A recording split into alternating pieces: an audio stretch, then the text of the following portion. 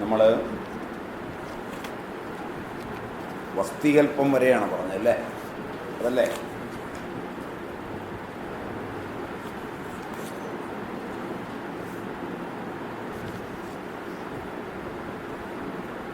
ഇനി അഷ്ടാംഗഹൃദയം ഉത്തരസ്ഥാനം 7-ാം അധ്യായം അപസ്മാര പ്രതിഷേധം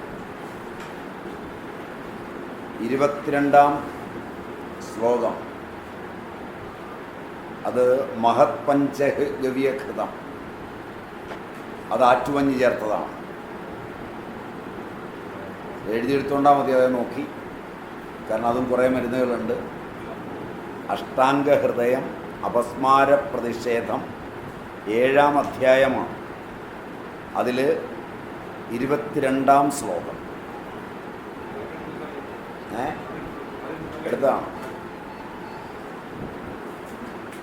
അത് അപസ്മാരം, മഹോദരം, ഭഗന്തരം, നീർക്കെട്ട്, അർശസ്, കാമല, പിത്തം, പാണ്ഡു, ഗുന്മം, ചുമ, ഗ്രഹണി, ഗ്രഹബാധ എന്നിവയ്ക്കെല്ലാം ഉത്തമമാണ്. അഷ്ടാംഗഹൃദയം ഉത്തരസ്ഥാനം 22-ാം അധ്യായം മുഖരോഗ പ്രതിഷേധം 57-ാം ശ്ലോകം.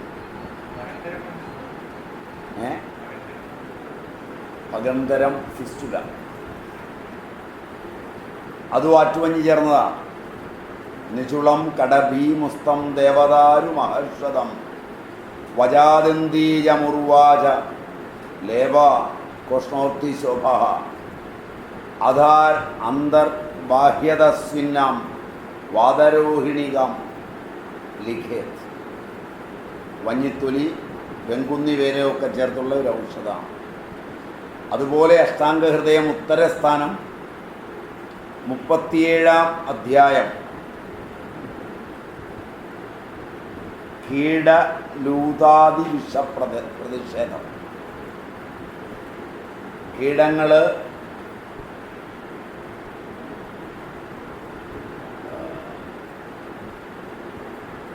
എട്ടുകാലി, ഇതിൻ്റെ വിഷം മാറുന്നതിന് 85-ാം ശ്ലോകം.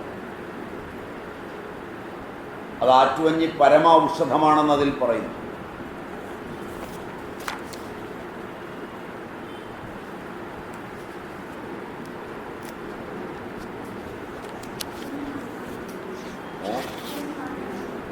ആറ്റുവഞ്ഞിയാണ് അതിലെ പരമ ഔഷധം. മറ്റു മരുന്നുകൾ ചേർത്ത യോഗങ്ങളും അതിലുണ്ട്.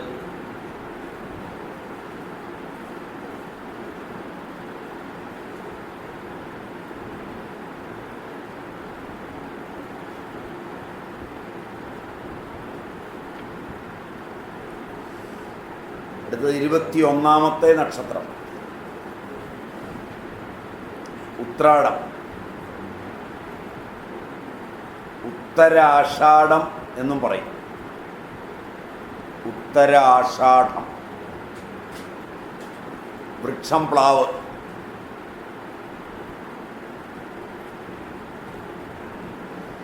ഈ നക്ഷത്രം നക്ഷത്രഗണനയിൽ 21-ാമത്തെ നക്ഷത്രമാണ്.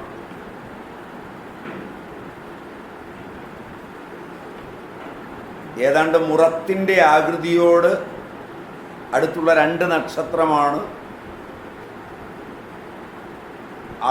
ഉത്തരാഷാഢം. ധനു 28-ാം ഭാഗത്ത് ഉദിക്കും. ധനുരാശിയിൽ 28-ാം ഭാഗത്ത് ഉദിക്കും. മീനം രാശിയിൽ 3 നാഴിക 12 വിനാഴിക ചെല്ലുമ്പോൾ ഉച്ചത്തിലെത്തും. ഇതിന് വിശ്വം എന്ന് പേരുണ്ട്. മനുഷ്യഗണം, പുരുഷയോനി, മൃഗം, കാള, പക്ഷി, കോഴി. ഇതിൻ്റെ ഭൂതം വായുവാണ്. ഏകാരമക്ഷരവും മന്ത്രാക്ഷരം വകാരവുമാണ്. വിശ്വേദേവന്മാരാണ് ഇതിൻ്റെ ദേവത. ഈ നക്ഷത്രത്തിന് ഈ നക്ഷത്രം സംഹാര നക്ഷത്രമാണ്. ഏതാണ്ട് എല്ലാ മുഹൂർത്തങ്ങളും നല്ലതാണ് കർമ്മങ്ങൾക്ക്. ഉത്രാടം ഈ നക്ഷത്രം എല്ലാ മുഹൂർത്തങ്ങളും കൊള്ളാമെന്നുള്ളത് കൊണ്ട് അന്നപ്രാശ നക്ഷത്രമാണ്. ഊൺനാളെന്നാണ് പറയുക.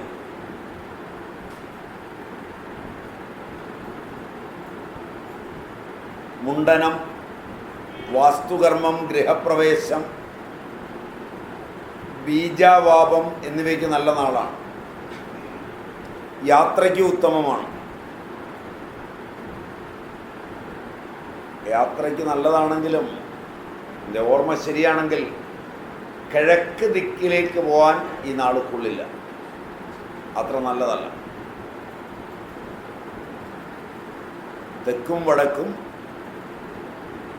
പടിഞ്ഞാറും ദിക്കുകളിലേക്കുള്ള യാത്രയ്ക്ക് ഈ നാൾ ഉത്തമമാണ്. ഉത്രാടത്തിൻ്റെ 4-ാം പാദം അഭിജിത്ത് എന്ന നക്ഷത്രമാണ്. ഉത്രാടത്തിൻ്റെ പ്രഥമ പാദം ധനുരാശിയിലും ശേഷം മകരം രാശിയിലും സ്ഥിതി ചെയ്തു. ധനുവിൽ 26 തീയതിയും 40 കലയുമായാൽ ഉത്രാടം തുടങ്ങും. മകരത്തിൽ 10 തീയതി വരെയാണ് ഇത് നിലകൊള്ളുന്നത്.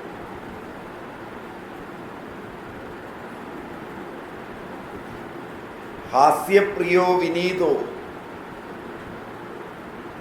ബഹുമിത്ര ക്ലേശവാൻ കൃതജ്ഞശ്ച. എഴുതണം. ഹാസ്യപ്രിയോ വിനീതോ ബഹുമിത്ര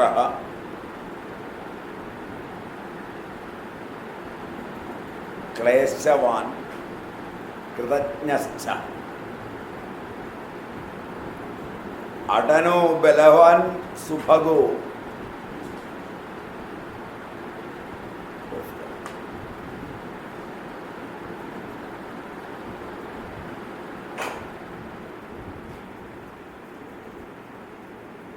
അയാൾ വിഷമിക്കും.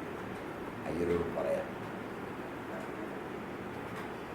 വെറുതെ ആയാലും ഞാൻ മമ്മൂതി കുത്തിയിരിക്കണമല്ലോ എന്ന് വിചാരിച്ചു. അത് വേണേ തയ്യൽ വേണേ അങ്ങോട്ട് ചേർന്ന് കേട്ടോ. കാറ്റ് വേണമെങ്കിൽ അയ്യൽ അങ്ങോട്ട് ചേർന്ന്. അങ്ങനെ ഇത് ഓഫ് ചെയ്യാൻ പറഞ്ഞ 2 കാര്യം കൊണ്ടാണ്. എൻ്റെ കണ്ണ് തിരിഞ്ഞു വരുമ്പം വലത്തുവശത്തും ഇടത്തുവശത്തും ഉറക്കം വേണ്ടല്ലോ എന്ന് വിചാരിച്ചിട്ടാണ്.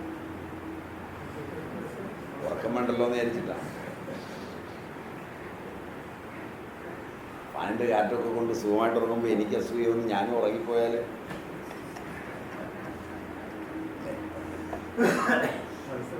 പത്സനല്ലേ 2 കർമ്മന്മാരെ പത്സനെ ഞാൻ ഉദ്ദേശിച്ചില്ല ഇതുവരെ. ഉദ്ദേശിപ്പിക്കണം എന്ന് അയ്യർക്ക് നിർബന്ധമുണ്ട്. അത് പത്സന ഉദ്ദേശം ഉണ്ടാവും. ഓർമ്മ എൻ്റെ ഇടത്തുവശത്തും വലത്തുവശത്തും 2 കർമ്മന്മാരായിരുന്നു. അവരായിട്ട് നിങ്ങൾ 2 പേരും പ്രായം കൊണ്ടും കാര്യം കൊണ്ട് ഉറങ്ങിയാൽ നിങ്ങളെക്കാളോട് അല്പം കൂടുതൽ വയസ്സുള്ള ഞാനും അങ്ങിരുന്ന് ഉറങ്ങിപ്പോയി കഴിഞ്ഞാൽ ഇവർ എങ്ങനെയായിരിക്കും ഇത് ആസ്വദിക്കുക എന്നോർത്താണ്. ഹാസ്യപ്രിയോ വിനീതോ ബഹുമിത്ര ക്ലേശവാൻ കൃതജ്ഞശ്ച അടനോ ബലവാൻ സുഭഗോ വിനയദയാധർമ്മവാം തഥാ തഥാ വൈശ്യേ. ഏത് അടനഹ അടൻ, അത് അർത്ഥം പറയാം. അടനോ ബലവാൻ. ഉത്രാടത്തിൽ പിറന്നവൻ പരിഹാസപ്രിയനും ഹാസ്യരസ തൽപരനും വിനയമുള്ളവനും ധാരാളം സുഹൃത്തുക്കളുള്ളവനും ഉപകാരസ്മരണയും ഭൂതതയും നല്ല പോലെ അഭിനയശേഷിയുള്ളവനും അടൻ, ബലവാനും സുന്ദരനും, അടൻ എന്നുള്ളതിന് സുന്ദരൻ എന്നും അർത്ഥമുണ്ട്, ഭൂതതയുള്ളവനും,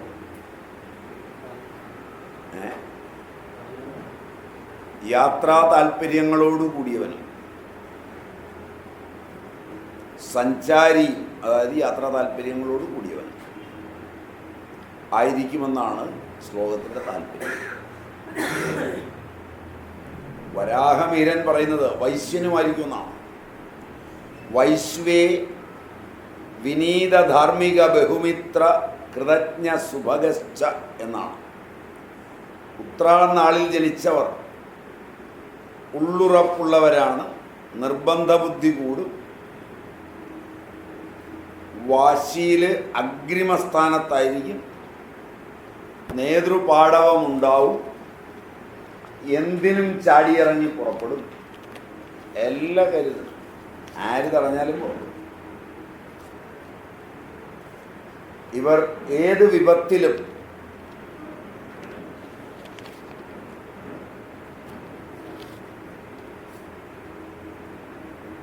ലക്ഷ്യം നേടാതെ പിന്തിരിയാത്തവരുമായിരിക്കും.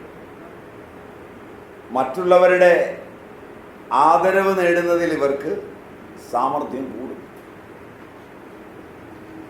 പുറമേക്ക് കർക്കശന്മാരെന്ന് തോന്നുമെങ്കിലും സഹൃദത്വമുള്ളവരായിരിക്കും, നല്ല കലാകാരന്മാരായിരിക്കും. ആത്മാർത്ഥതയും അനുകമ്പയും എല്ലാം ഉത്രാടത്തിൻ്റെ സ്വഭാവമാണ്. ആവുന്നത്ര ആർക്കും ഉപദ്രവം ചെയ്യരുതെന്നുള്ള മനസ്സുള്ളവരും അന്യർക്ക് നന്മ ചെയ്യുന്നതിന് അതിയായി ആഗ്രഹിക്കുന്നവരുമാണ് ഈ കൂട്ടം. ഉത്രാടത്തിൻ്റെ പ്രഥമപാദത്തിൽ ജന്മം കൊള്ളുന്നവർ ശാസ്ത്രജ്ഞരും ബുദ്ധിമാന്മാരും ദാനശീലരും വിപുല ശരീരരും ഗുരുപ്രിയരും ആവും. രണ്ടാം പാദത്തിൽ ജനിച്ചാൽ ഗൂഢപ്രവൃത്തികളിൽ താല്പര്യമുള്ളവരും തന്ത്രമന്ത്രാദികൾ ഉൾപ്പെടുന്ന ഗൂഢമാർഗങ്ങളെക്കുറിച്ച് ചിന്തിക്കുന്നവരും അത് ചെയ്യുന്നവരും വാഗ്മിയും ഡംഭുള്ളവനുമായിരിക്കും. ലുബ്ധനായിരിക്കും, ശാസ്ത്രാർത്ഥഗ്രഹണ സാമർഥ്യമുള്ളവനായിരിക്കും, ദൈവഭക്തനുമായിരിക്കും. ഇത് രണ്ടാം പാദം. മൂന്നാം പാദത്തിൽ ജനിച്ചാൽ നല്ല തടിച്ച ശരീരത്തോടു കൂടിയവനും മുൻകോപിയും നിർബന്ധശീലനും ഗർവിഷ്ഠനും ക്രൂരനും ആകും. നല്ല വിസ്തൃതമായ കണ്ണുകളോട് കൂടിയവനും ആയിരിക്കും. നാലാം പാദത്തിൽ ജനിച്ചാൽ പ്രസാദശീലനും ധർമ്മിഷ്ഠനും ബന്ധുക്കൾക്ക് പ്രിയങ്കരനും വിജ്ഞാനത്തോടു കൂടിയവനും ലോകമര്യാദ അനുസരിക്കുന്നവനും സത്യവാദിയുമായിരിക്കും. ഇത് നക്ഷത്രത്തിൻ്റെ ഗുണം. നമുക്ക് നക്ഷത്രവൃക്ഷമാണ് പഠിക്കേണ്ടത്. പ്ലാവ്. സംസ്കൃതം പനസഹ, കുലം വടകുലം.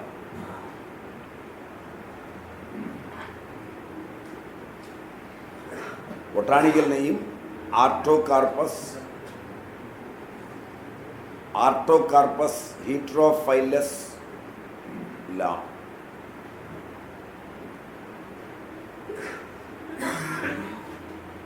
English jack fruit tree. Hindi കട്ട്ഫൽ. ഹിന്ദിയിൽ ചക്കി എന്നും പറയാറുണ്ട്.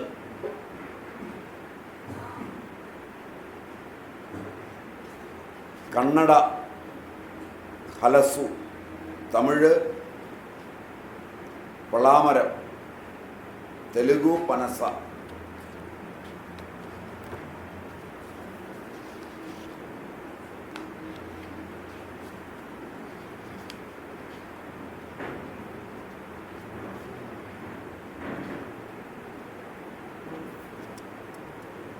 ഇന്ത്യയിൽ ഉടനീളം കാണപ്പെടുന്നു.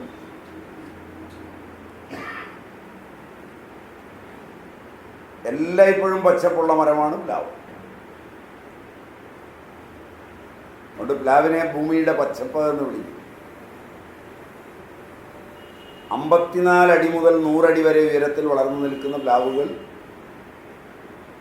നല്ല അഴകാർന്ന കാഴ്ചയാണ് ഭൂമി. ചക്കയുണ്ടാകുന്നതോടെ തൊലിയിൽ മുഴകൾ രൂപപ്പെടും. കാതലിന് നല്ല മഞ്ഞ നിറമാണ്. ഉണങ്ങിപ്പഴകിയാൽ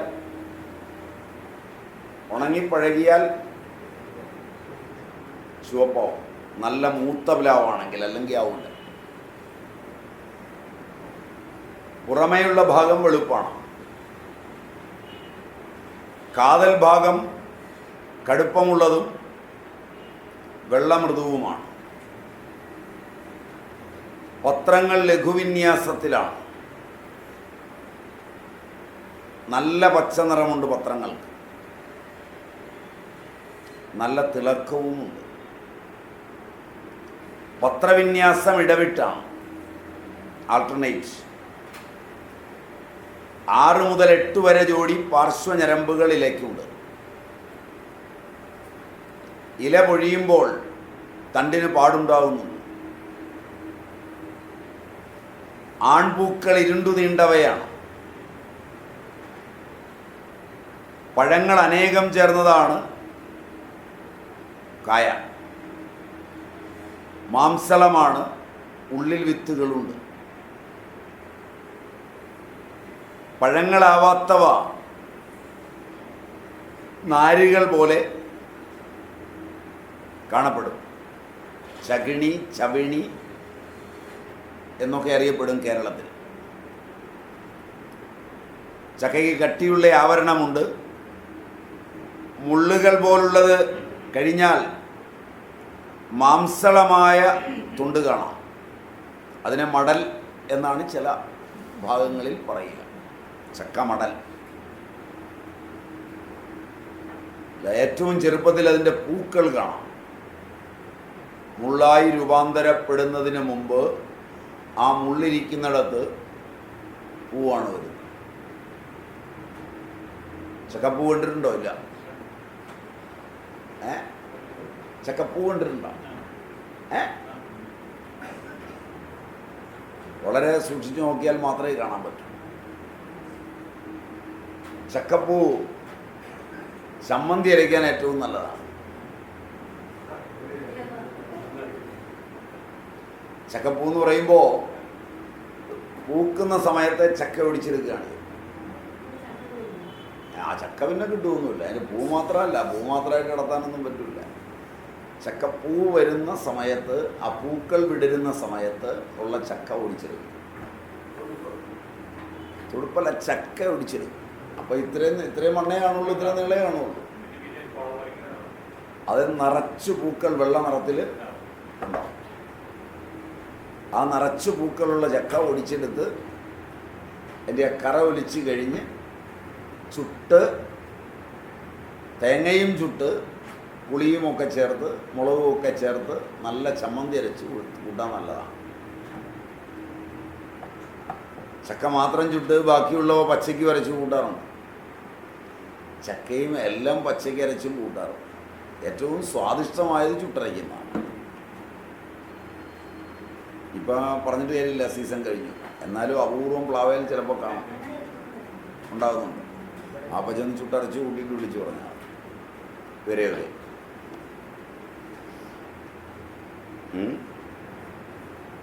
കേട്ടിട്ടില്ല, കൂട്ടിയിട്ടില്ല.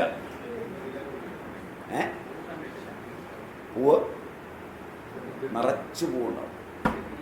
ആ പൂവാണ് ചുളയാകുന്നത്. ആ പൂ അകത്തല്ല, പൂ പുറത്താണ്. പൂ പുറത്തേക്കാണ്. വെള്ളപ്പൂവാണ്, നല്ല വെള്ള. ആ പൂ വിരിയുമ്പോൾ നല്ല വെള്ളപ്പൂവാണ്. പൂവിന് തേക്കിൻ്റെ പൂവുണ്ടോ? ഉണ്ടോ? അത്രയും വലിപ്പമില്ല. അങ്ങനെ കൂട്ടിയാണ്. തേക്കിൻ്റെ പൂവിൻ്റെ വലിപ്പമില്ല. ദളങ്ങൾക്ക് നാര് പോലുള്ളതേ ഉള്ളൂ, വെള്ള നിറത്തിൽ, തീരെ നാര് പോലെ. ആ പൂ വിടരുമ്പോൾ നരച്ച തല കാണുന്ന പോലെ, ആ രവിസാറിൻ്റെ തല പോലെ.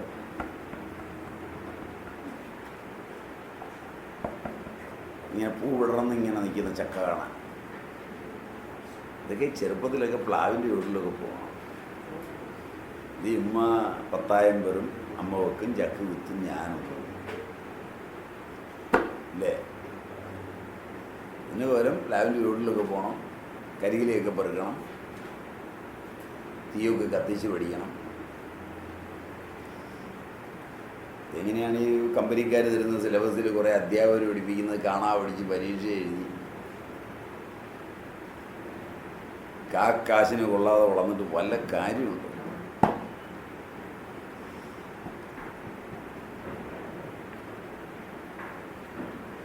ചക്കയ്ക്ക് നല്ല കറയുണ്ട്. അതിന് വിളഞ്ഞീർ, മുളഞ്ഞീർ, മുളഞ്ഞി എന്നൊക്കെ പേര് പറയും. ചക്ക അരക്കെന്നും പറയും. വളരെ വാല്യബിളായിട്ടുള്ളതാണ്. ഔഷധ ഗുണം വളരെ ഉള്ളതാണ്. അതിനേക്കാളൊക്കെ കൂടുതലായി അത് പാത്രങ്ങൾ അടയ്ക്കാൻ ഉപയോഗിക്കുന്നതാണ്. അങ്ങനെ കേട്ടിട്ടില്ല. പഴയ കാലത്തത് ചുറ്റി വയ്ക്കും, ഉരുക്കി പാത്രങ്ങൾ അടയ്ക്കാൻ ഉപയോഗിക്കും. അത് കൂടാതെ അത് വെളിച്ചെണ്ണ കൂട്ടി ഇടിച്ച് നല്ല പോലെ ഇടിച്ചെടുത്ത്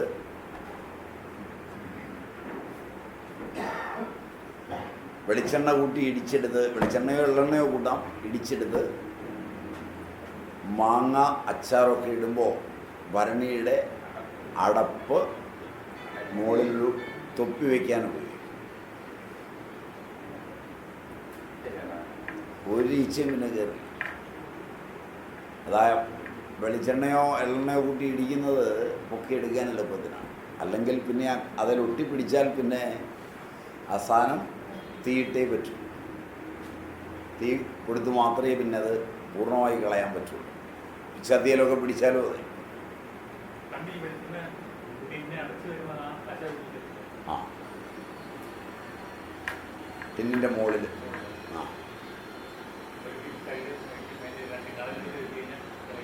അതെ, അതുകൊണ്ട് ചൂടാക്കുകയാണ് ചെയ്യുന്നത്. വേരുകൾ, ഇലകൾ, പഴങ്ങൾ, വിത്ത്, തടി, കറ എല്ലാം ഉപയോഗപ്രദമായ ഭാഗങ്ങളാണ്. പ്ലാവിൻ്റെ വേരിന് വയറിളക്കം തടയാൻ കഴിവുണ്ട്. വയറിളക്കം വന്നാൽ അതിലെ ഇളവേര് സ്വല്പം കണ്ടിച്ച് കഷായം വെച്ച് കൊടുക്കുകയോ തിളപ്പിച്ച് വെള്ളം കൊടുക്കുകയോ നീരെടുത്ത് കൊടുക്കുകയോ ചെയ്താൽ മതി, പെട്ടെന്ന്. പ്ലാവിലെ പനിക്കുത്തമമാണ്. വീട്ടിൽ പനി വരാതിരിക്കാനാണ് പ്ലാവിലെ കുത്തി കഞ്ഞി കുടിപ്പിച്ചു പോകുന്നത്. നല്ല തള്ളയ്ക്ക് വിറക്കാത്തതുകൊണ്ട് പോയി പ്ലാവിലെ കുത്തുന്നതൊക്കെ നിർത്തി സ്റ്റീൽ പ്ലാവിലെ മേടിച്ചുകൊണ്ട് വന്നു. പനി പോകും. നല്ല പഴുത്ത പ്ലാവിലെ പെറുക്കിക്കൊണ്ടുവന്ന് കുത്തി കഞ്ഞി കുടിക്കുക. നല്ല പച്ചയിർക്കിളി, ഛർദിയും പനിയും പോകാൻ നല്ല പച്ചയിർക്കിളി കുത്തിയ പ്ലാവിലെ കൊണ്ട് പതിവായി കഞ്ഞി കുടിച്ചാൽ മതി. അല്പം മഞ്ഞൾ ചേർത്ത് ഉണ്ടാക്കിയ ലേശം ഒരു ചുക്കിൻ്റെ കഷ്ണവും ഇട്ട് ഉണ്ടാക്കിയ മോരും കൂടി ഉണ്ടെങ്കിൽ, കാച്ചിയ മോരും കൂടി ഉണ്ടെങ്കിൽ, പതിവായി വൈകുന്നേരം അങ്ങനെ കഴിക്കുന്നവന് പനി, കാച്ചുമ്പോൾ ഉലുവ ചേർക്കുന്നതുകൊണ്ട് വയറിളക്കം, ഛർദി, ഈ 3 എണ്ണം ഉണ്ടാവില്ല. മാത്രമാണോ ഇതിൻ്റെ ആണോ?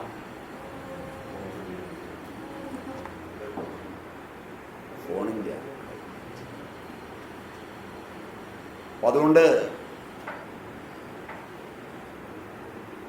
പഴയ അമ്മമാർക്ക് ഉണ്ടായിരുന്ന അറിവൊന്നും ഇപ്പോൾ ഉള്ളവർക്കില്ല, പഠിപ്പൊക്കെ ഉണ്ടെങ്കിലും. അവർ വിചാരിച്ച പ്ലാവിലെ കുത്തുന്ന അന്ന് യാതൊരു സൗകര്യവും ഇല്ലാത്തതുകൊണ്ട് കുത്തി കുടിച്ചു.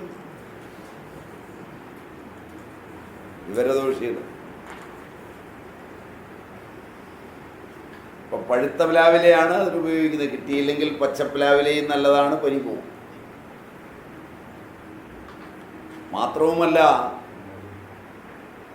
പ്ലാവിലയുടെ ഞരമ്പ്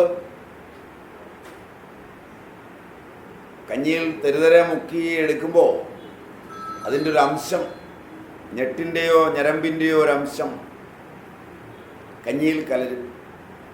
അത് ഗ്യാസ് കളയാൻ നല്ലതാണ്. പഴയ ആളുകൾ ഗ്യാസ് ഇല്ലാതെ സുഖമായി ജീവിച്ചു, ഇങ്ങനെ നാടനായിട്ടൊക്കെ ജീവിച്ചുകൊണ്ട്. ഇപ്പോൾ രാവിലെ രവിസാരം പറ്റും ഗ്യാസ് കുറ്റിക്ക് പുറത്ത് കയറിയിരിക്കുകയാണ് നിറച്ചിട്ട് കത്തിക്കാൻ.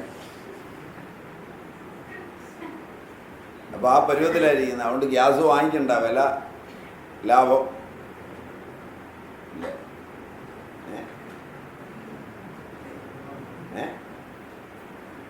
കഴിഞ്ഞ ആഴ്ച വിളിച്ചിട്ട് ജയരാജനോട് പറഞ്ഞത് ഗ്യാസ് നിറച്ചുകൊണ്ടിരിക്കുക, അത് കാരണമാണ് തിരുവല്ലാമലയ്ക്ക് വരാത്തതെന്നാണ്. അല്ലേ? അങ്ങനെയല്ലേ പറഞ്ഞു.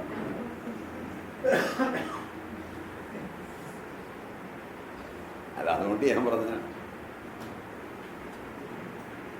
അപ്പം അതുകൊണ്ട് അവർ നല്ല പ്ലാവില കുത്തിയാണ് നല്ല പൊടിയരിക്കഞ്ഞി. ശരിക്ക് പനി മാറാനൊക്കെ നല്ലത് 1 വർഷം പഴക്കമുള്ള നല്ല കാറ്റാടി നെല്ലിൻ്റെ അരി, അതാണ് ബെസ്റ്റ്. കാറ്റാടി കിട്ടിയില്ലെങ്കിൽ ചെമ്പാവുക. ഇപ്പം അതൊന്നുമില്ല, അരിയൊന്നും കിട്ടില്ല.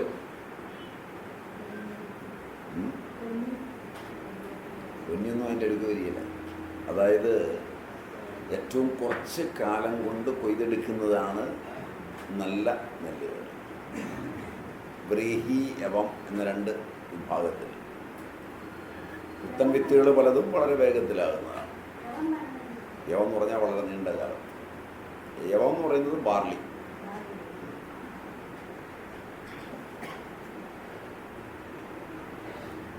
പനിയുണ്ടാകുമ്പോൾ അമ്മമാർക്ക് ഇതറിയാം. അതുകൊണ്ട് ഒരു പ്ലാവിലെയും കുത്തി മുളകിൻ്റെ അരിയും തല്ലിക്കളഞ്ഞ് ഒന്ന് ചുട്ട് പൊട്ടിച്ച്, അല്ലെങ്കിൽ ഈ പറഞ്ഞ ഒരു ചുക്കുമോരുണ്ടാക്കി കോരി കൂട്ടി കുടിക്കാൻ പറയും.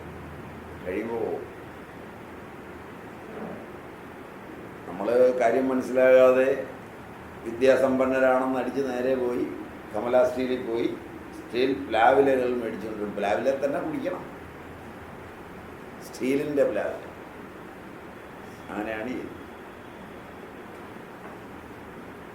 ആകൃതിയാണെന്ന് വിചാരിച്ചാണ് ഇപ്പം ചെയ്യുന്നത്. അത്രയും വിവരദോഷികളാണ്. അങ്ങനെ നമ്മുടെ പൈതൃകം നിലനിർത്തുന്നത് സ്റ്റീൽ വഴിയാണ്. ഇപ്പം ഇലകൾ വ്രണങ്ങൾക്കും പോളങ്ങൾക്കും ഉത്തമമാണ്.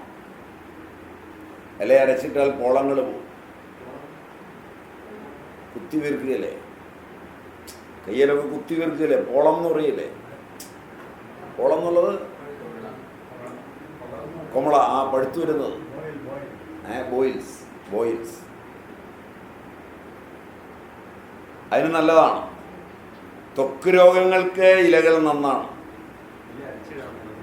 അരച്ചിടാം, തിളപ്പിച്ച് വെള്ളം ഉപയോഗിക്കാം. പ്ലാവിലൊക്കെ ഉപയോഗിച്ചിരുന്ന കാലത്ത് ത്വക്കൊക്കെ വളരെ നീറ്റായിരുന്നു. ഇപ്പോൾ ആ ത്വക്ക് രോഗങ്ങളായി ഇപ്പോൾ കേരളം മുഴുവൻ. പിത്തവൈഷമ്യങ്ങളിൽ ഇലകൾ ഉത്തമമാണ്. വാതവൈഗുണ്യത്തിലും ഇലകൾ കൊള്ളാം. പാകമെത്താത്ത ചക്കച്ചുളയ്ക്ക് ചവർപ്പുണ്ട്, മൂക്കുന്നതിന് മുമ്പുള്ളത്. അത് സ്തംഭനമാണ്. ധാതുക്കളെ സങ്കോചിപ്പിക്കും എന്നർത്ഥം.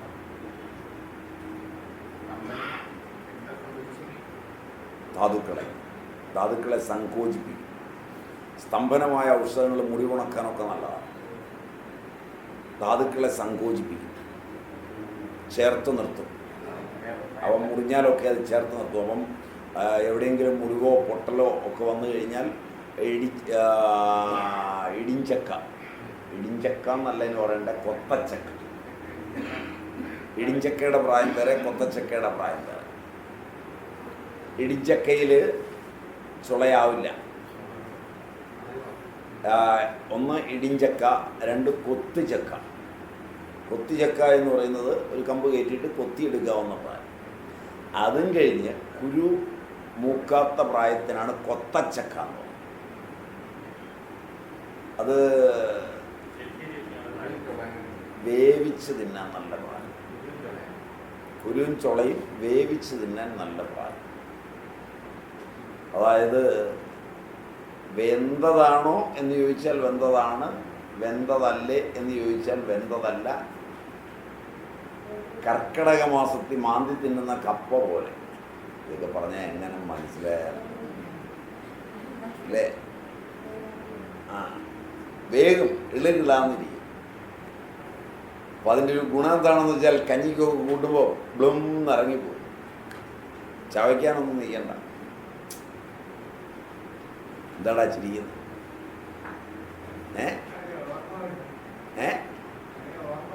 വല്ലവരും ഉണ്ടാക്കി തന്നല്ലടാ, നിനക്കും ഭാര്യയ്ക്കും ഉണ്ടാക്കാൻ അറിയാം.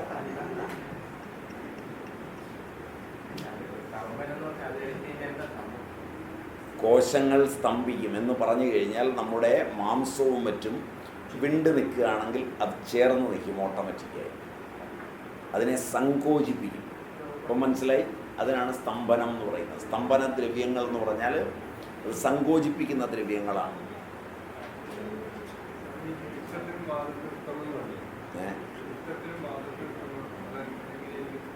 അത് ഇലയുടെ കാര്യമാണ്. മുറിവ് അരച്ചു ചേർക്കാനല്ല, ഇത് അകത്തേക്ക് കഴിച്ചാൽ തന്നെ സങ്കോചിപ്പിക്കും. ആന്ത്രവായുവിനെ നിയന്ത്രിക്കും. ഹെർണിയയ്ക്കൊക്കെ വളരെ നല്ലതാണ്. ഹെർണിയ, വൃഷണ വീക്കം, ഇവയ്ക്കൊക്കെ നല്ലതാണ് ആ സാധനം. സങ്കോചിപ്പിച്ച് നിർത്തും. പഴയ കാലത്ത് കൊത്തച്ചക്കയുടെ തോരൻ, മെഴുക്കുവരട്ടി, പുഴുക്ക് ഇതൊക്കെ ഉണ്ടാക്കും. എന്ന് പറഞ്ഞാൽ ചുള ചുവക്കുന്നതിന് മുമ്പ് ഇട്ടുകൊണ്ടുവരും. പാട മാത്രമായിരിക്കുമ്പോൾ തൊലി വരുന്നതിന് മുമ്പ് കുരുവിന്. മനസ്സിലായില്ല? തൊലി കട്ടിയാകുന്നതിന് മുമ്പുള്ള ചക്ക, അതിനാണ് കൊത്തച്ചക്ക എന്ന് പറയുന്നത്. അതുകൊണ്ടൊന്ന് മുറിച്ച് അതിൻ്റെ ചുളയെടുക്കും. ചകിണിയൊന്നും എടുക്കില്ല, ചുളയെടുക്കും. ചുളയും കുരുവും കൂടെ കീറിയിട്ട് വേവിച്ച് വെളിച്ചെണ്ണ ഒഴിച്ച് മെഴുക്ക് പുരട്ടി എന്ന് പറഞ്ഞൊരെണ്ണം ഉണ്ടാക്കും. ആവശ്യത്തിന് ഉപ്പും മുളക് കീറിയിട്ടത്. രണ്ട്, അത് തന്നെ ചെറുതായ അരിയും, ചുളയും കുരുവും ചെറുതായ അരിയും, പാടയൊന്നും കളയില്ല. അരിഞ്ഞ് വെന്ത് വരുമ്പോൾ ലേശം ഉപ്പ് ചേർത്ത് കുറച്ച് തേങ്ങയും മുളകും മഞ്ഞളും ചിലരുള്ളിയും ചിലർ വെളുത്തുള്ളിയും അല്പം ജീരകവും ചായച്ചെടുക്കും. അരച്ചെടുക്കുകയല്ല, ചായച്ചെടുക്കും. കല്ലെ വെച്ചിട്ട് കുത്തിച്ചാച്ചെടുക്കും. ഇപ്പം മഞ്ഞളും ചേർക്കും. അത് നേരെ വെള്ളം വറ്റുമ്പോൾ അടുപ്പത്തേക്ക് ഇട്ട് ഇളക്കി വാങ്ങി വെച്ച് വെളിച്ചെണ്ണ ഒഴിക്കും. അത് കുറച്ചൊന്ന് വരണ്ട് എടുക്കുകയാണെങ്കിൽ തോരൻ എന്നൊക്കെ പറയും, ഉപ്പേരി എന്നൊക്കെ പറയും. അത് ചിലരതെല്ലാം നല്ലപോലെ കുഴച്ച് പുഴുക്കാക്കി പുഴുങ്ങിയെടുക്കും. പച്ചമുളകോ ചുവന്ന മുളകോ കാന്താരി മുളകോ, നല്ലത് കാന്താരി മുളകാണ് ടേസ്റ്റിന്. ചിലർ കുരുമുളകോ ആയിരിക്കും ചേർക്കുന്നത്. അങ്ങനെ ശരിയാക്കി എടുക്കും. ആ സാധനം കഴിച്ചിരുന്ന കാലത്ത് ഒരു സ്ത്രീയുടെ പോലും യൂട്രസ് ഫോളോ ചെയ്യില്ല. അതിന് കാരണം ഈ സങ്കോചമാണ്. ശരീരത്തിലെ എല്ലാ അവയവങ്ങളിലേക്കും ചക്കയുടെ സാന്നിധ്യം കടന്നു ചെല്ലുന്ന വിധം പഴയ ആളുകൾ ചക്ക ഉപയോഗിച്ചു. ചക്കയൊക്കെ പെണ്ണുങ്ങൾ കറപ്പായി തടഞ്ഞു.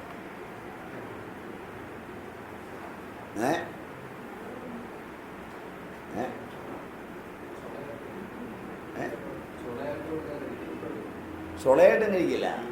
സ്റ്റാൻഡേർഡ്. ഒന്നത്തെ കാര്യം അതിൻ്റെ മണം കയ്യിലൊക്കെ പറ്റും. പിന്നെ വളരെ നിർബന്ധമാണെങ്കിൽ ടിഷ്യൂ പേപ്പർ വെച്ച്, കാരണം അതവിടെ ഉപയോഗിക്കുന്നതാണ്.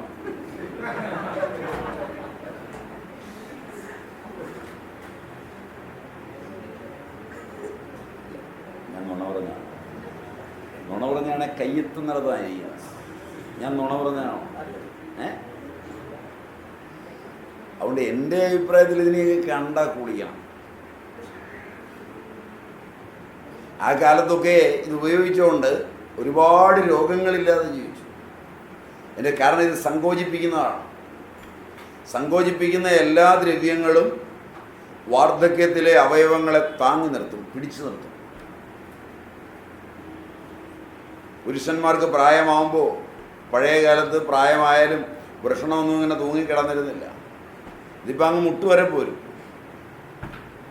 അതൊക്കെ വരാതിരിക്കുന്നത് അന്നത്തെ കാലത്ത് ഉപയോഗിച്ച പദാർത്ഥങ്ങളുടെ മെച്ചം കൊണ്ടാണ്. അതിനെക്കുറിച്ചൊരു അറിവൊക്കെ ചെറുപ്പത്തിലുണ്ടായാൽ വാർദ്ധക്യകാലത്ത് നേരാവണ്ണം നടക്കാം. മറ്റേ നടക്കുമ്പോൾ അടി പോരാതെ വരും, കുറേ ദൂരം വേണ്ടി വരും. കാലം അങ്ങോട്ടും ഇങ്ങോട്ടും ഒന്ന് വെച്ച് നടക്കട്ടെ. എന്നോണ പറഞ്ഞ ചെറുപ്പക്കാർ വരെ നടക്കുന്നത് അങ്ങനെ. അയാളത് കയറി വരുമ്പോൾ കണ്ടാൽ അറിയാം. അതുകൊണ്ട് പറഞ്ഞ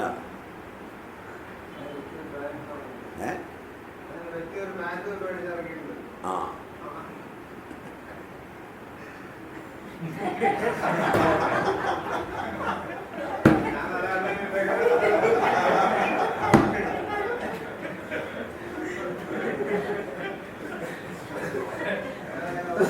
ഞാൻ ഇത്രയും വിചാരിച്ചില്ല.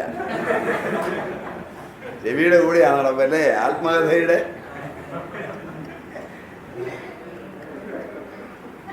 അമ്പതാം പേജിൽ നിന്നാണ്. അപ്പോ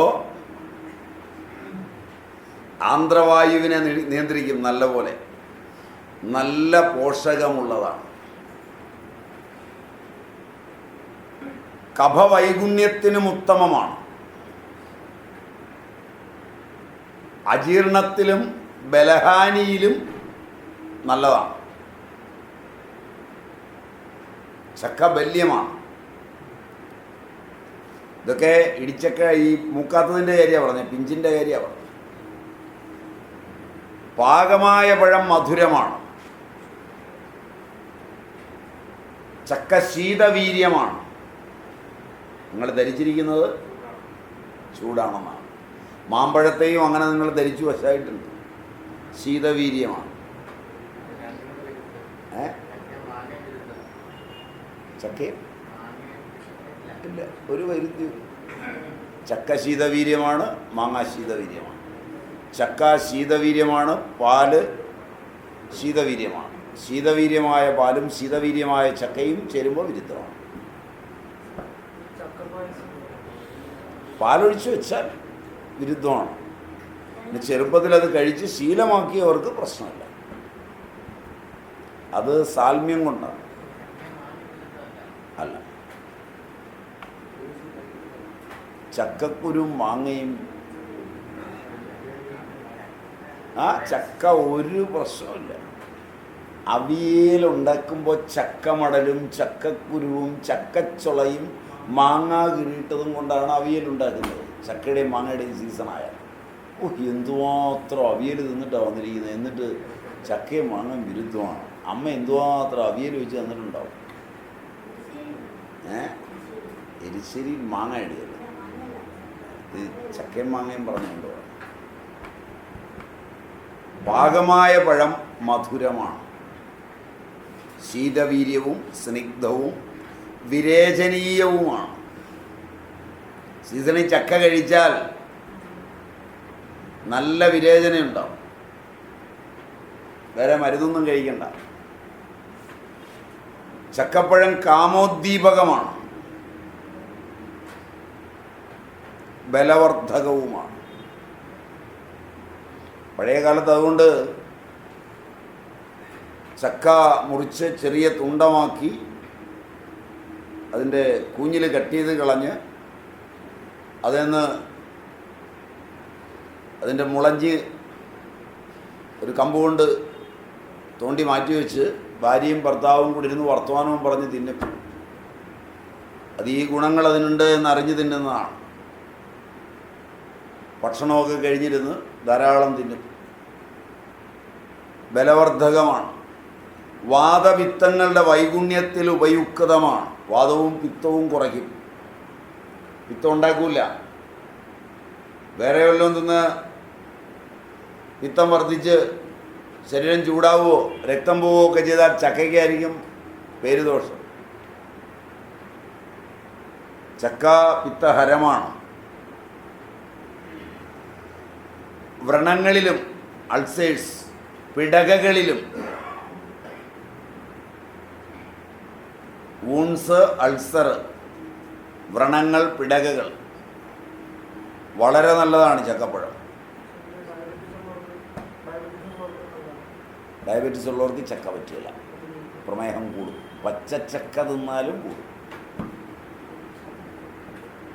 ഡയബറ്റീസ് ഉള്ളവർക്ക് നല്ലതാണ് ചക്കയുടെ മുള്ളു മടല് ചെത്തി ജ്യൂസ് അടിച്ചു കൊടുത്താൽ നല്ലതാണ്. പഞ്ചസാര ചേർത്ത് ജ്യൂസ് ഉണ്ടാക്കിയാൽ ഏറ്റവും ടേസ്റ്റ് ഉള്ളതാണ് ചക്കയുടെ മുള്ളു മടൽ. പച്ചയുടെ പോലും കഴിക്കാം. തടി നാഡികൾക്ക് ഉത്തമ ഔഷധമാണ്, ശമനൌഷധമാണ്. നാഡീരോഗങ്ങളിൽ പ്ലാവിൻ്റെ തടി കഷായം വെച്ച് കൊടുത്താൽ മതി. പച്ചയാകാൻ ഉണക്കുക. അപസ്മാരത്തിന് വളരെ നല്ലതാണ്. തടിയുടെ കഷായം. കറ കഷായം വെച്ച് കഴിച്ചാൽ ഗളകണ്ഠം, നയനരോഗം, വീക്കം, കാഴ്ചക്കുറവിന് ചക്കയുടെ മുളഞ്ഞിനെടുത്ത് കഷായം വെച്ച് കഴിച്ചാൽ മതി. ചക്ക മുളഞ്ഞി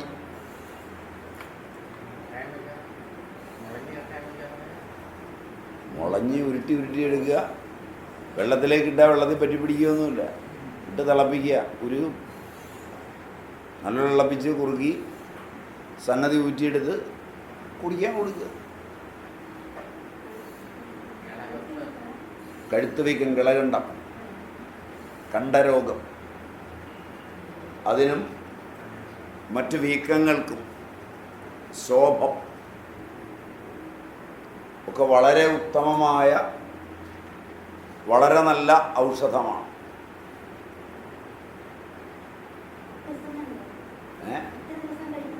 10-15 ദിവസം കഴിക്കുമ്പോഴേക്ക് പോവും. ഇടിച്ചക്ക മധുരത്തുള്ളു കഫമേതോ ബലപ്രദം, വാദവും പിത്തവും ദാഹം ശമിപ്പാനും ഗുണവും ഗുരു. കൃമിക്കും ജഡരാഗ്നിക്കും ബലമില്ലാത്ത മർത്യനും, ഗുന്മിക്കും ജഡരാഗ്നിക്കും നോവുള്ളൊരു ജനത്തിനും ചക്കപ്പഴം ഭുജിക്കൊല്ല തിന്നാൽ സങ്കടമായി വരും. ചക്കക്കുരുക്കൾ വൃഷ്യങ്ങൾ മധുരങ്ങൾ അതേറ്റവും, മലം തടുത്തു മൂത്രത്തെ ഒഴിപ്പിക്കുന്നതായി വരും. മുളച്ച ചക്കക്കുരുകൾ മധുരം രസഭാഗയോ, വൃഷ്യം ത്രിദോഷ ശമനമേറ്റവും ബ്രഹ്മണം ലഘു എന്ന് ഗുണപാഠം.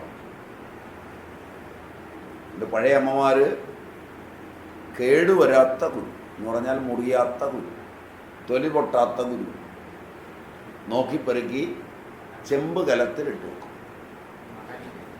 ചെമ്പ് കലത്തിൽ പച്ചയായിട്ട് തന്നെ ഇരിക്കും. അപൂർവം ചിലതൊന്നും മുള പൊട്ടിയിട്ടുണ്ടാവും. ഒരു കൊല്ലം മുഴുവൻ ഉപയോഗിക്കാൻ കിട്ടും. 6 മാസം തീർച്ച. അങ്ങനെ മുളച്ചിട്ട് ഉള്ളത് വിവാഹം കഴിഞ്ഞു വരുന്ന തിരുവാതിരയോടും മറ്റും അടുത്തുള്ള ദിനങ്ങളിൽ പാകം ചെയ്തു കൊടുക്കും. അത് വളരെ വൃശ്യമാണെന്നാണ്. കുട്ടിയിൽ ഉണ്ടാകാത്തവർക്ക് കുട്ടി ഉണ്ടാകാൻ മുളപ്പിച്ച ചക്കക്കുരു മതിയെന്ന് പഴയൊരു പ്രമാണം ഉണ്ടാക്കി കൊടുക്കും. അത് ഒരു പ്രയോഗമാണ്. അങ്ങനെ എടുത്തു വെച്ച് മുളയ്ക്കാത്തതും ഉണ്ടാവും, പച്ചയായിട്ട് തന്നെ. അതൊക്കെ മറ്റുള്ളവരും ഉണ്ട്. ചക്കക്കുരു ദീർഘകാലം ഉപയോഗിക്കാൻ ഉദ്ദേശിക്കുന്നവർ ഇങ്ങനെ എടുത്തു വെക്കും. ചെമ്പ് കലങ്ങളിൽ കണ്ടിട്ടുണ്ടോ നിങ്ങളെന്നറിയില്ല. കേടുവന്നിട്ടില്ലല്ലോ. മണലും മണ്ണാങ്കട്ടയും ഒന്നും ഇടില്ല, വെറുതെ വാരിയിട്ട് എയർ കയറും. രണ്ടാമത്തെ പ്രയോഗം സൂക്ഷിക്കാനുള്ളത് കുറച്ച് ഉണങ്ങിയ മണ്ണ് വാരി പെരയ്ക്കകത്തിടുക. അതിനകത്ത് ഈ കുരു, കേടില്ലാത്ത കുരു പെറുക്കിയിടുക. അല്പം അറക്കപ്പൊടിയോ ഉമിയോ ഇട്ട് കൊടുത്താൽ, ഒരു ചെതലിനെയും കയറ്റി വിട്ടാൽ കുരുവിനെ പൊളിക്കണ്ട. മൂടക്കുരു എന്ന് പറയും. പുറത്ത് തിന്നാനൊക്കെ അപൂർവ മധുരമുള്ളതാണ് സാധനം. ഇത്രയും മധുരമുള്ള സാധനം വരെ ഇല്ല വെള്ളം വലിഞ്ഞു കഴിഞ്ഞാൽ. അത് വളരെ മധുരമുള്ളതാണ്. മൂടക്കുരു തിന്നിട്ടില്ല? ഉണ്ടോ? ഉള്ളവർ? മൂടക്കിട്ട കുരു പുറത്തൊക്കെ തിന്നിട്ടുള്ളവർ? 1 2 3 4 5 6 പേര്.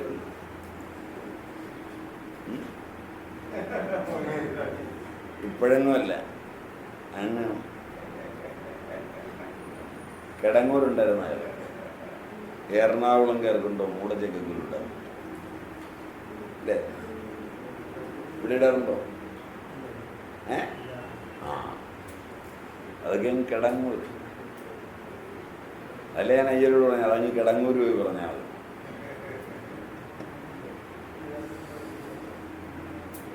പനസ സ്വർണസാരശ്ച മോരട്ടോഗ്രജ ആഹല മഹാഫലോ ഹവിർഗന്ധി മധുരോമോച ഉച്യതേ. അഭിധാനമഞ്ജരി അങ്ങനെയാണ് പറയുന്നത്. ഇതെല്ലാം പര്യായങ്ങളാണ്. ശ്ലേഷ്മാദക സദൃക്പത്ര സ്യാത് കണ്ടകീ ഫലസ്തഥ പനസസ്ത്വാശയഫല ആശയോ ഗർഭകണ്ഡക. കൈഡര്യാദി നിഘണ്ടു പറയുന്നതാണ്. എല്ലാം പര്യായ ശബ്ദങ്ങളാണ്. പനസ കണ്ടകീ ഫല, പനസോ അതിബൃഹത് ഫല, പനസം ശീതളം പക്വം സ്നിഗ്ധം ചിത്താനിലാപഹം പിത്താനിലാപഹം തർപ്പണം ബ്രഹ്മണം സ്വാദു മാംസളം ശ്ലേഷ്മളം ഭൃശം ബല്യം ശുക്ലപ്രദം ഹന്തി രക്തവിത്തക്ഷതവ്രണാൻ ആമം തദേവ വിഷ്ടം വിവാദളം തുവരം ഗുരു. പനസം ശീതളമാണ്, പക്വം സ്നിഗ്ധമാണ്, പിത്തം വാദം എന്നിവയെ നശിപ്പിക്കുന്നതാണ്, തർപ്പണവും ബ്രഹ്മണവുമാണ്, മാംസളമാണ്, ശ്ലേഷ്മളമാണ്, ബല്യമാണ്, ബലമുണ്ടാക്കുന്നതാണ്, ശുക്ലത്തെ വർദ്ധിപ്പിക്കുന്നതാണ്, രക്തവിത്തത്തെ ഇല്ലാതാക്കുന്നതാണ്, ക്ഷതങ്ങളെയും വ്രണങ്ങളെയും ഇല്ലാതാക്കും, വാതളമാണ്, ഗുരുവാണ്, തടിപ്പിക്കും.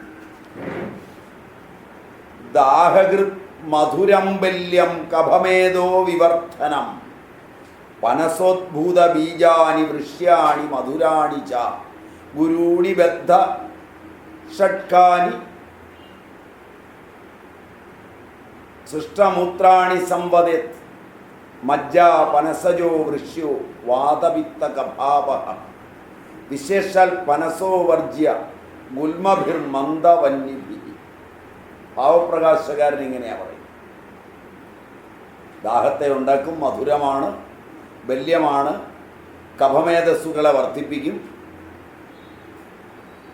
പനസത്തിൽ നിന്ന് ചക്കയിലെ ബീജം, അതിൻ്റെ കുരു വൃശ്യമാണ്, മധുരമാണ്. അതുകൊണ്ട് ചക്കക്കുരു കൊണ്ട് ഒരുപാട് വിഭവങ്ങൾ ഉണ്ടാക്കുന്നുണ്ട്. നമുക്ക് പുറകെ സമയമുണ്ടെങ്കിൽ കാണാം. അതിൻ്റെ മജ്ജ, കൂഞ്ഞില്, അതും വൃശ്യമാണ്. വാദം, പിത്തം, കഫം മൂന്നിനെയും കളയുന്നതാണ്. ത്രിദോഷ ശമനകാരിയാണ് കൂഞ്ഞിൽ. കൂഞ്ഞിലൊക്കെ ഇപ്പം ചെത്തിക്കളയാണ്. അല്ല, മൂത്ത ചക്കയുടെ കൂഞ്ഞിൽ ചെത്തി ചെറുതായി ചതുരത്തിലരിഞ്ഞ് ചക്കക്കുരു 3ആയിട്ട് കട്ട് ചെയ്ത് വട്ടത്തിൽ കട്ട് ചെയ്ത് അതിൻ്റെ കൂട്ടത്തിലിട്ട് വേവിച്ച് നല്ല മല്ലിയും മുളകും കൂടെ ഭംഗിയായി അരച്ച് വറുത്തരച്ച് നല്ല പോലെ ഒഴിച്ച് നല്ല വറുവറ വരട്ടിയെടുത്താൽ നല്ല ഒന്നാം തരം സാധനമാണ് ചോറുണ്ണ. ചില ആളുകൾ അതിൽ ചെറിയ ഉള്ളിയും കീറിയിടും.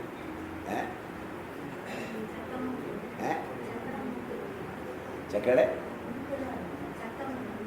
മൂക്ക് മൂക്ക് മൂക്ക് അത് അതൊക്കെ വളരെ ഫലപ്രദമാണ്.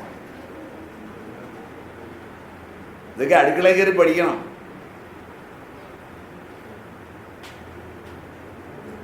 അതെങ്ങനെയാ ഹോട്ടലിലല്ലേ തീറ്റ നമ്മൾ.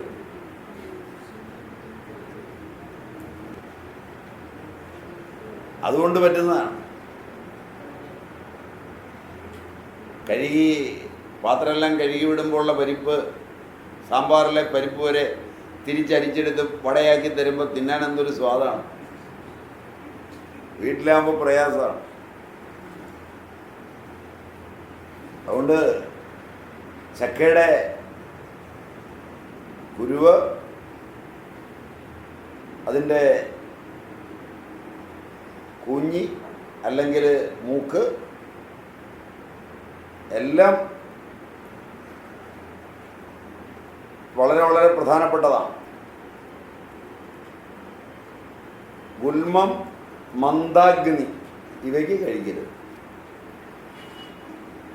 ഇത്ര മാത്രമേ വിശേഷിച്ച് ചക്കയ്ക്ക് ഉപദ്രവമുള്ളൂ. മന്ദാഗ്നി ആയതുകൊണ്ടാണ് ആമവാദത്തിൽ കഴിക്കരുത്. പനസസ്തു മഹാസർജ ഫലിന ഫലവൃക്ഷക സ്ഥൂലകണ്ഡഫലശ്ചൈവസ്യൻ മൂലഫലത സ്മൃത അപുഷ്പഫലത ഭൂതഫലോ ക്യംഗമ്മിതസ്തഥ. രാജനിഘണ്ടുകാരൻ അങ്ങനെയാണ് അതിൻ്റെ പര്യായം പറയുന്നത്. പനസം തുവരം സ്വാദു ഗുരുവിഷ്ടം ഭിവാദളം തിക്തം പനസപുഷ്പന്തു ഗുരുവക്ത്ര വിശോധനം പനസസ്യ ഫലം ബാലം കഫമേതോ വിവർദ്ധനം വാദവിത്തഹരം വല്യം ദാഹഘ്നം മധുരം ഗുരു തദ്വിശേഷാത് വിവർജ്യം സത്സ്യാത് ഗുൽമഭിർ ദുർബലാഗ്നിഭി രക്തവിത്തഹരം വക്വം വിവാഹേ സ്വാദു ശീതളം തർപ്പണം ബൃംഹണം വൃഷ്യം മാംസളം ശ്ലേഷ്മണം വൃശം ബാല്യം സ്നിഗ്ധം ജയത്വാദം ക്ഷതരക്തക്ഷയാനവി പനസോദ്ഭൂത ബീജാനി വൃഷ്യാണി മധുരാണി ച ഗുരൂണി ബദ്ധവർച്ചാസി സൃഷ്ടമൂത്രാണി താനി ച മജ്ജാതസ്യാവി വിത്തഗ്നോ വൃഷ്യ ശ്ലേഷ്മാനി ലാഭ.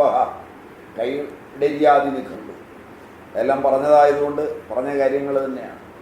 പനസസ്യ ഫലം ജാമം മലാവിഷ്ടംഭ കൃന്മദം മധുരം ദോഷളം ബല്യം തുവരം ഗുരുവാദളം കോമളം തച്ച മധുരം ഗുരുവല്യം ഗവപ്രദം മേധോവൃദ്ധികരം ചൈവ ദാഹവാദ പ്രവിത്തനു തത്പക്വം ശീതളം ദാഹി സ്നിഗ്ധം വൈതൃപ്തികാരകം ധാതുവൃത്തികരം സ്വാദു മാംസളം ച ഗഭപ്രദം ബല്യം പുഷ്ടികരം ജന്തുകാരകം ദുർജരം വൃഷം വാദം ക്ഷതക്ഷയം രക്തവിത്തം ച ആശു അപ്യപോഹിതം തസ്യ ബീജന്തു മധുരം വൃഷ്യം വിഷ്ടംഭകം ഗുരു തസ്യ പുഷ്പം ഗുരു സ്തിക്തം മുഖശുക്തികരം മതം നിഘണ്ടുരത്നാകരം.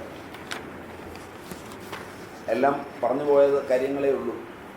പനസം മധുരം സുവിച്ഛിലം ഗുരുഹൃദ്യം ബലവീര്യവൃദ്ധിതം സമദാഹ വിശോഷ നാശനം രുചികൃത് ഗ്രാഹി ദുർജരം പരം ഈഷത് കഷായം മധുരം തദ്ബീജം വാദളം ഗുരു തദ്ഫലസ്യ വികാരഘ്നം രുച്യം ത്വഗ്ദോഷനാശനം ബാലം തു നീരസം ഹൃദ്യം മധ്യപക്വം തു ദീപനം രുചിതം ലവണാദ്യുക്തം പനസസ്യ ഫലം സ്മൃതം. രാജനിഘണ്ടു. ഇങ്ങനെ ഒരുപാടുണ്ട് ചക്കയെക്കുറിച്ച്. ചക്ക കൊണ്ടുള്ള അനേക വിഭവങ്ങൾ ഉണ്ടാക്കിയിരുന്നു. തെരഞ്ഞെടുത്തൊരു 10-12 പറയാം. ചക്ക പഴുത്താൽ ഞെട്ട് പ്ലാവി നിർത്തും. എന്നിട്ട് ചക്കയോട് ചേർത്ത് മുറിച്ചെടുക്കും. എന്നിട്ട് അതിൽ ഒരു പാത്രം അതിന് താഴെ കെട്ടി തൂക്കിയിട്ട് കുറേശ്ശെ കട്ട് ചെയ്ത് വിട്ടാൽ, അല്പം കളിമണ്ണും തേച്ച് കൊടുത്താൽ വളരെ മധുരമുള്ളൊരു നീര കൂടി വരും. തേനിനേക്കാൾ മധുരമുള്ള നീരാന്ന് പറഞ്ഞാൽ മനസ്സിലാവോ? മധുരക്കള്ളെന്ന് പറയുന്ന പോലെ അപൂർവ മധുരമാണ്, വല്യമാണ്. പഴയ ആളുകൾ അതെടുത്ത് അതിൽ ഏലത്തരി ലേശം പൊടിച്ച്, ഇലവങ്ങം ലേശം പൊടിച്ച്, ആനക്കൊമ്പും കലമാൻ കൊമ്പും മറ്റേ കായുണ്ടല്ലോ പുറത്ത്, നിങ്ങൾ പതിവായി വെള്ളത്തിലുണ്ടത് കഴിയുന്നത് ബദാം പരിപ്പും ഒക്കെ അരച്ച് ചേർത്ത് കഴിച്ചാൽ ഏത് കുട്ടി ഉണ്ടാകാത്തവനും കുട്ടി ഉണ്ടാകും. അതിനത് കഴിഞ്ഞേ ഔഷധമുള്ളൂ. പഴയ ആളുകൾ ഇങ്ങനെയായിരുന്നു, നല്ല മധുരമുള്ള ഗുളിക ഉരുട്ടി വെക്കും. യോഗമൊന്നും പറഞ്ഞു കൊടുക്കുകയല്ലേ കാരണവന്മാർ. പതിവായിട്ടൊരു 11 ദിവസം രാവിലെ വന്നു പോകാൻ പറയും. വരുമ്പോൾ വായിൽ ഓരോ ഗുളിക എറിഞ്ഞു കൊടുക്കും. മന്ത്രമൊക്കെ ജപിച്ച് എറിഞ്ഞു കൊടുക്കുന്നതായിട്ട് എറിഞ്ഞു കൊടുക്കും. അടുത്ത മെൻസ്ട്രുവൽ സൈക്കിൾ വന്ന് 7-ാം ദിവസമോ 11-ാം ദിവസമോ ഒക്കെ റിലേറ്റഡ് ആകാൻ പറഞ്ഞു കൊടുത്താൽ കുട്ടി നിശ്ചയമാണ്. കുട്ടി നിശ്ചയമാണെന്ന് മാത്രമല്ല, നല്ല ബലമുള്ള കുട്ടി നിശ്ചയമാണ്. പഴയ ആളുകൾ ഇങ്ങനെയൊക്കെ നല്ല മൂർച്ചയുള്ള കത്തിയായിരിക്കണം. നിങ്ങളുടെ വീട്ടിലിരിക്കുന്ന ഇപ്പോഴത്തെ കത്തിയും കൊണ്ട് എന്നാൽ കിട്ടുകയില്ല. നല്ല ബ്ലേഡ്.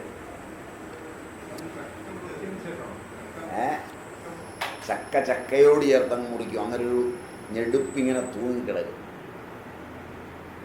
ചക്ക ഇങ്ങനെ ഒടിച്ചിങ്ങെടുത്താൽ, അതിന് ചേർത്ത് കണ്ടിച്ചെടുത്താൽ ഒരു ഞെടുപ്പ് അവിടെ ഉണ്ടാവും. ആ ഞെടുപ്പ് പഴച്ചക്കയ്ക്ക് പ്ലാവയിലിരുന്ന് പഴുത്ത ചക്കയുടെ മറ്റതിനും കിട്ടും. പക്ഷെ മറ്റേതിന് മധുരം ഉണ്ടാവില്ല. ചക്ക പിടിച്ചാങ്ങി പോരും പഴുത്തത്. അതിങ്ങി പോന്നു കഴിഞ്ഞാൽ അത് പോരുമ്പോൾ ആ പോരിച്ചാന്ന് പറയുന്നത് ഇങ്ങനെ വന്നിട്ട് പച്ച നിറത്തിൽ ഈ ഞെടുപ്പായി പോരുന്നത്. ആ ഞെടുപ്പല്ല, ആ ഞെടുപ്പോടെ നിൽക്കണം. ആദ്യം പ്ലാവെന്ന് വന്ന ഇലയോടുകൂടി ഒരു ഞെട്ട്. ചക്ക കണ്ടിട്ടുണ്ടോ? പ്ലാവെ കയറിയിട്ടുണ്ടോ? ഇല്ലേ, പറഞ്ഞിട്ട് കയറിയില്ല. കഴിഞ്ഞ ആഴ്ചയും കൂടെ പ്ലാവെ കയറി.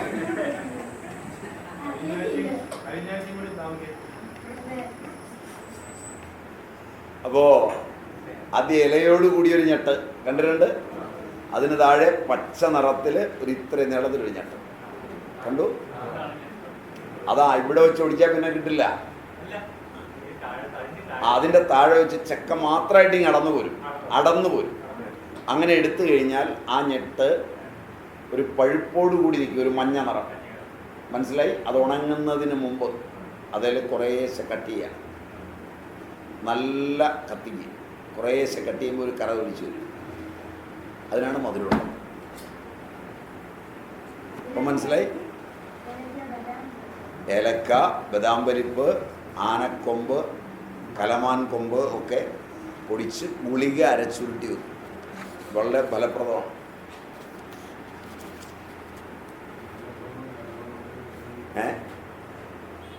സംശയം വല്ലതുവാണെ ഉറക്കം ചോദിച്ചോളൂ. വളരെ എളുപ്പമാണ് കിട്ടാൻ, വളരെ എളുപ്പമാണ്. ആനക്കൊമ്പ് കിട്ടാൻ നേരെ ആനപ്പറമ്പ് ജില്ല, അവിടെ ത്യാഗി എടുക്കുന്ന പൊടി തരും. വില കൊടുക്കണം, ഗുരുവായൂരം ബലത്തിൽ. കലമാൻ കൊമ്പ് കിട്ടാൻ ഇച്ചിരി പാടുണ്ട്. കയ്യിൽ വെച്ച് പിടിച്ചാൽ 13 കൊല്ലം അകത്ത് കിടക്കേണ്ടി. അവിടെയൊക്കെ ഉണ്ടാവും. അങ്ങാടി കടയിൽ ചോദിച്ചാൽ കുറച്ചൊക്കെ കിട്ടും.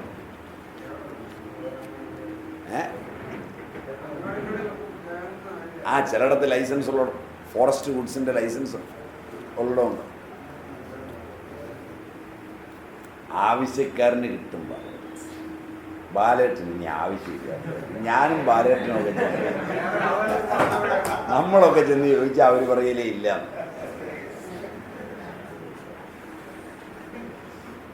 ചെവിയെ പോലെ വല്ലവരും പോയി ചോദിക്കുമ്പോൾ അതൊക്കെ കിട്ടും.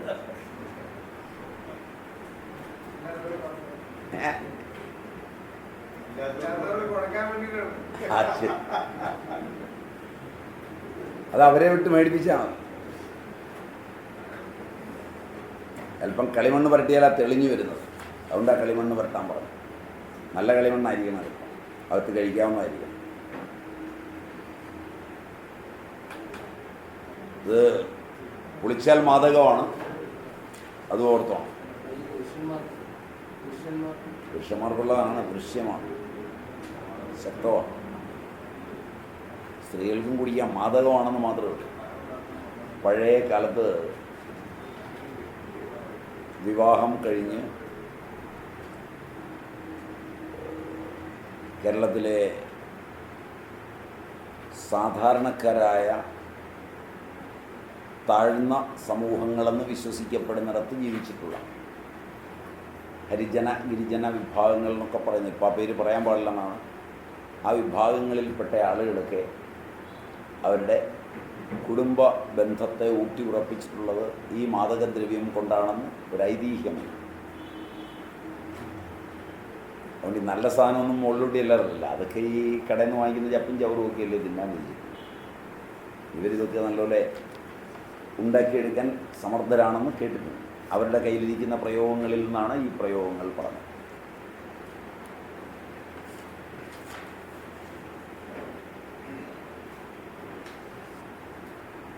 ഇത് വളരെ അവരുടെ ഈ മലദൈവങ്ങളുണ്ട്, കേട്ടിട്ടുണ്ടാവും. ഈ മലദൈവങ്ങൾക്ക് ഇത് ഏലത്തരിയും കുങ്കുമപ്പൂവും ചുക്കും ചേർത്ത്, ചുക്കും ജീരകവും ചേർത്ത്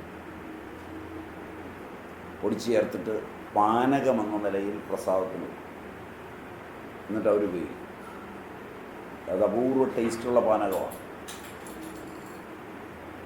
അവരൊക്കെ ഈ അവരുടെ ഉത്സവങ്ങളിലൊക്കെ പോയാൽ ഈ പാനകം കിട്ടും ചെറിയ പാത്രത്തിൽ. എന്താണെന്ന് ചോദിച്ചാൽ അവർ പറഞ്ഞിരുമൊന്നുമില്ല. ഇത് പ്ലാവിൻ്റെ ചക്കയുടെ തന്നെയാണ്. ചക്കയുടെ മുള്ളുമടൽ ജ്യൂസ് ഉണ്ടാക്കി കഴിക്കാം. പച്ചയുടെയും പഞ്ചസാര ചേർത്താൽ മതി. പിന്നെ ബീട്രൂട്ട്, കാരറ്റ്, മുള്ളം വെള്ളരിക്ക, കക്കിരിക്ക ഒക്കെ ജ്യൂസ് ഉണ്ടാക്കി കഴിക്കാമെങ്കിൽ കറ്റാർ വാഴപ്പോള ജ്യൂസ് ഉണ്ടാക്കി വിൽക്കുന്നിടത്ത്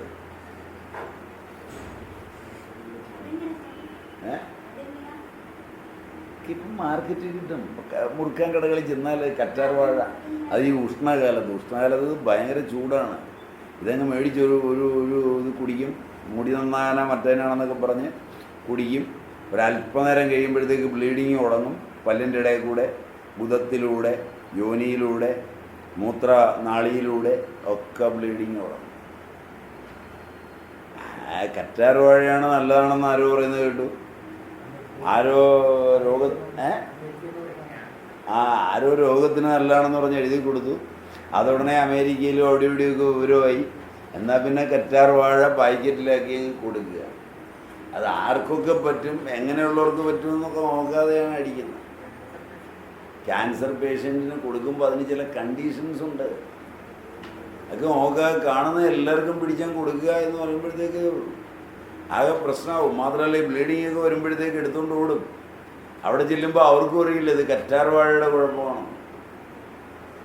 അതതിൻ്റെ കെമിസ്ട്രി അറിയുന്നവന് മാത്രമേ അറിയുള്ളൂ. കറ്റാർ വാഴ ബ്ലീഡിങ് ഉണ്ടാക്കുന്നതാണ്. ഏത് ബ്ലീഡിങ്ങും നിൽക്കാൻ ഹോമിയോയിൽ അലോ, ഇൻഡിക്ക ഒരു 10 തുള്ളിയും കൊടുത്താൽ മതി, അപ്പം നിൽക്കും. സമേന ശാമ്യതി. അതുകൊണ്ടാണ് പറഞ്ഞത് ബ്ലീഡിങ് ഇല്ലാത്തവന് ബ്ലീഡിങ് ഉണ്ടാക്കും.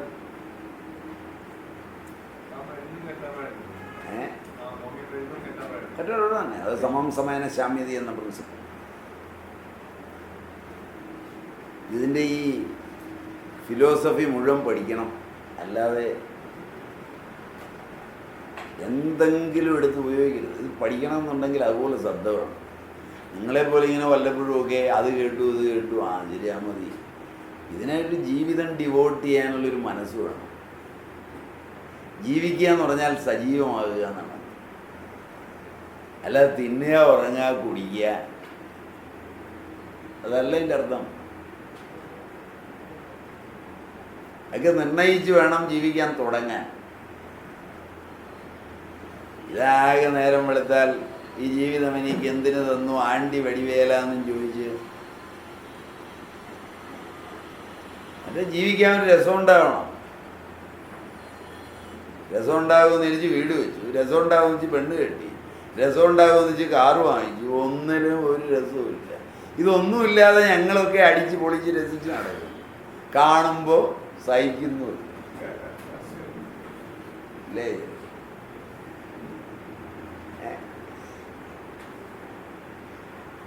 ഇതിനൊക്കെ ഒരു മഹാഭാഗ്യം വേണം. അപ്പം ചക്കയുടെ മുള്ളുമടല് അതുകൊണ്ട് ജ്യൂസ് ഉണ്ടാക്കി കുടിക്കാം. നല്ല ജ്യൂസാണ്. ഹരിതക ഏറ്റവും കൂടുതലുള്ളതാണ് ചക്ക. നല്ല പോഷകമാണ്. ആൻറ്റി ഓക്സിഡൻസും ഉണ്ട് നല്ലപോലെ. ചക്കയുടെ ചവണി അച്ചാറുകളിൽ രാജനാണ്.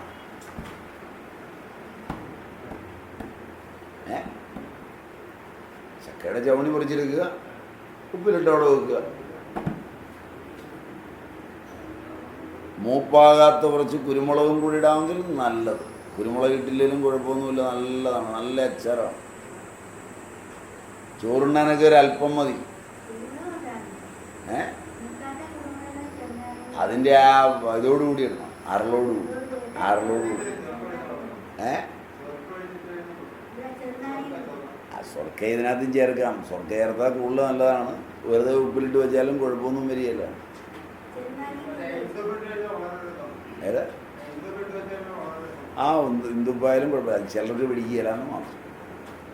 നല്ല സാധനമാണ് ചവണിയുടെ അച്ചാർ. അച്ചാറിലെ ഏറ്റവും രാജനാണ് ചക്കച്ചവണി അച്ചാർ. വെച്ച് കഴിച്ചു നോക്ക്. ഉപ്പിലിട്ട് വെച്ചാൽ അടുത്ത് ഇല്ല ഉണ്ടെങ്കിൽ ആ ഇല്ലത്തൊക്കെ ഉണ്ടാവും. ഇല്ലങ്ങളിലേക്ക് ഉപയോഗിക്കുന്നത് ബ്രാഹ്മണർ, കേരള ബ്രാഹ്മണർ ഇത് നല്ല പോലെ ഉപയോഗിക്കും. ചവണിയുടെ അച്ചാർ അത് നാരങ്ങാനീരൂടെ ഒഴിക്കാൻ പുളി വേണമെന്നുള്ളവർക്ക് ഇല്ലേ ഉപ്പിട്ട് വെച്ചാലും മതി. നാരങ്ങാനീര് ഒഴിക്കാം, സുർക്കയും ആവാം. അത് ചവണി മുഴുവനോടെ ഇടുന്നവരുണ്ട്, അരിഞ്ഞിടുന്നവരുണ്ട്. രണ്ടും നല്ലതാണ്. കാരണം അരിഞ്ഞിട്ടാൽ സ്പൂണിൽ കോരുമ്പോൾ ശകല കിട്ടും, അടത്തിയിട്ടാൽ ഒരുപാട് കിട്ടും. അപ്പോൾ അത് കഴിക്കാനുള്ള താല്പര്യം പോലെ ഇരിക്കും. പ്ലാസ്റ്റിക് പറ്റിയല്ല, നല്ല ഗ്ലാസ് ബോട്ടിലുകൾ, അല്ലെങ്കിൽ ഭരണിയിൽ, കൽഭരണിയിൽ.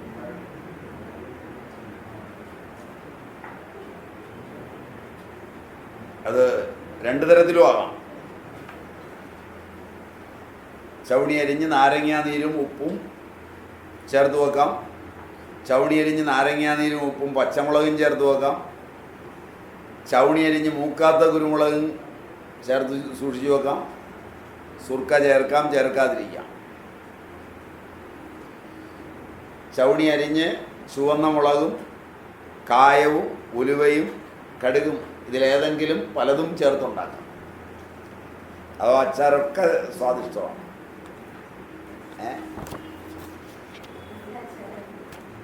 അതിൻ്റെ കോമ്പിനേഷനൊക്കെ ഒരുപാടുണ്ട്. ഇത് വളരെ രസമായിട്ടുണ്ടാക്കാവുന്നതാണ്. പിന്നെ നിങ്ങളൊക്കെ ഈ പണിയൊക്കെ വേണ്ടാന്ന് നോക്കി വെച്ച് കഴിഞ്ഞാൽ വല്ല വിധത്തിലൊക്കെ ജീവിക്കണ്ടേ. അതുകൊണ്ട് ഇതൊക്കെ പഠിച്ചു വെച്ചിട്ടുണ്ട്. കാരണം ഒന്ന് പറ്റിപ്പോയി കഴിഞ്ഞാൽ അടുത്തത് എടുത്ത് രക്ഷപ്പെടണ്ടേ. ഏതെങ്കിലും വഴിയെ പോയി ഇല്ലേ. കാരണം ഇതൊക്കെ ചെറുപ്പത്തിലെ പഠിച്ചു വെച്ചിട്ട് വേണേൽ എന്തിനും ഇറങ്ങിത്തിരിക്കാൻ. ഇത് നിങ്ങളാകെപ്പാടെ കാരണം ഏതെങ്കിലും ഒരെണ്ണം പഠിച്ചു ഇനി അതുകൊണ്ട് ജീവിക്കാവുന്ന ചൂവാണ്. പറ്റിയില്ലെങ്കിൽ ഒരൊറ്റ പണി. 19ാമത്തെ അടവ്.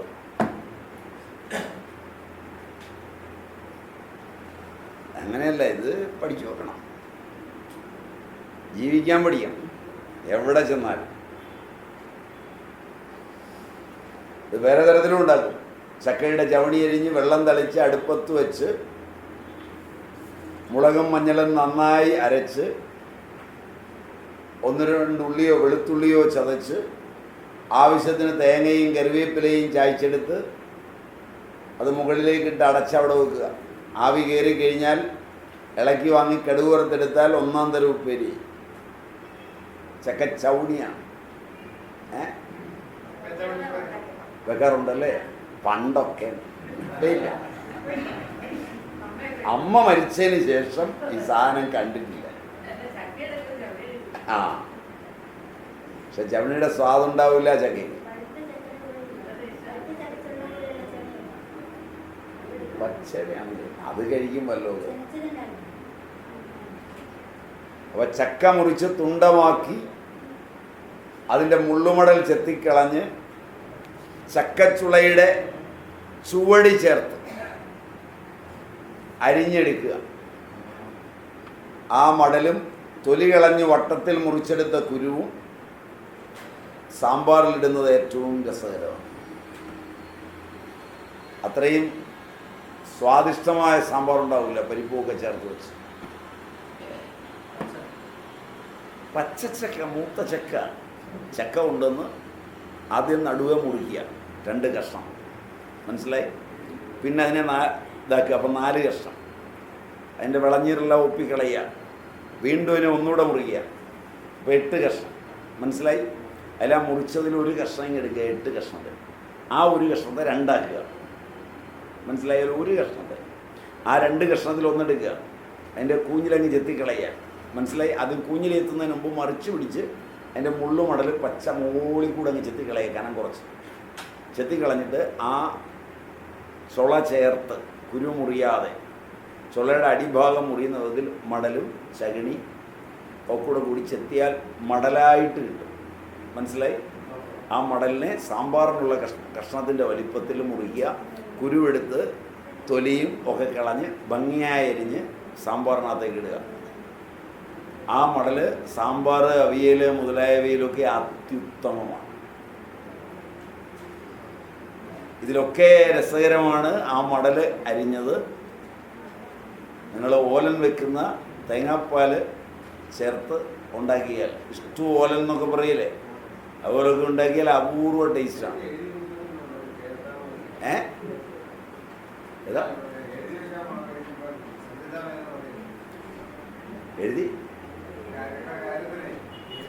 എഴുതണ്ടോര് എഴുതിക്കോട്ടെ, വെച്ചിട്ട് ഉണ്ടാക്കിക്കോട്ടെ. ഉണ്ടാക്കി മോശമായാൽ എന്നോട് പറഞ്ഞാൽ മതി. ഒരു ദിവസം സാധനം ഉണ്ടാക്കി കാണിച്ചു തരാം. അത്ര ഗ്യാരണ്ടീഡ്, അതറിയാവുന്നതുകൊണ്ടാണ് നമ്മളിത് പറയുന്നത്. അപ്പോൾ വളരെ ഉചിതമായ സാധനമാണ്. അതേ മടൽ നീളത്തിലരിഞ്ഞ്, എല്ലാം നീളത്തിലായിരിക്കണം. ചക്കക്കുരു നീളത്തിൽ പുളർന്നിട്ട് അവിയലുണ്ടാക്കുന്നത് ഉത്തമമാണ്.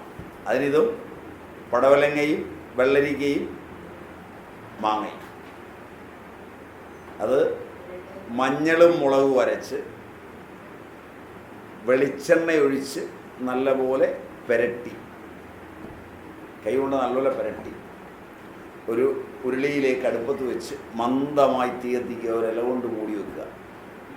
ആ വെള്ളരിക്കയുടെയും മാങ്ങയുടെയും പടവലങ്ങയുടെയും വെള്ളം കൊണ്ട് വേകുക, വേറെ വെള്ളം തൊടാതിരിക്കുക.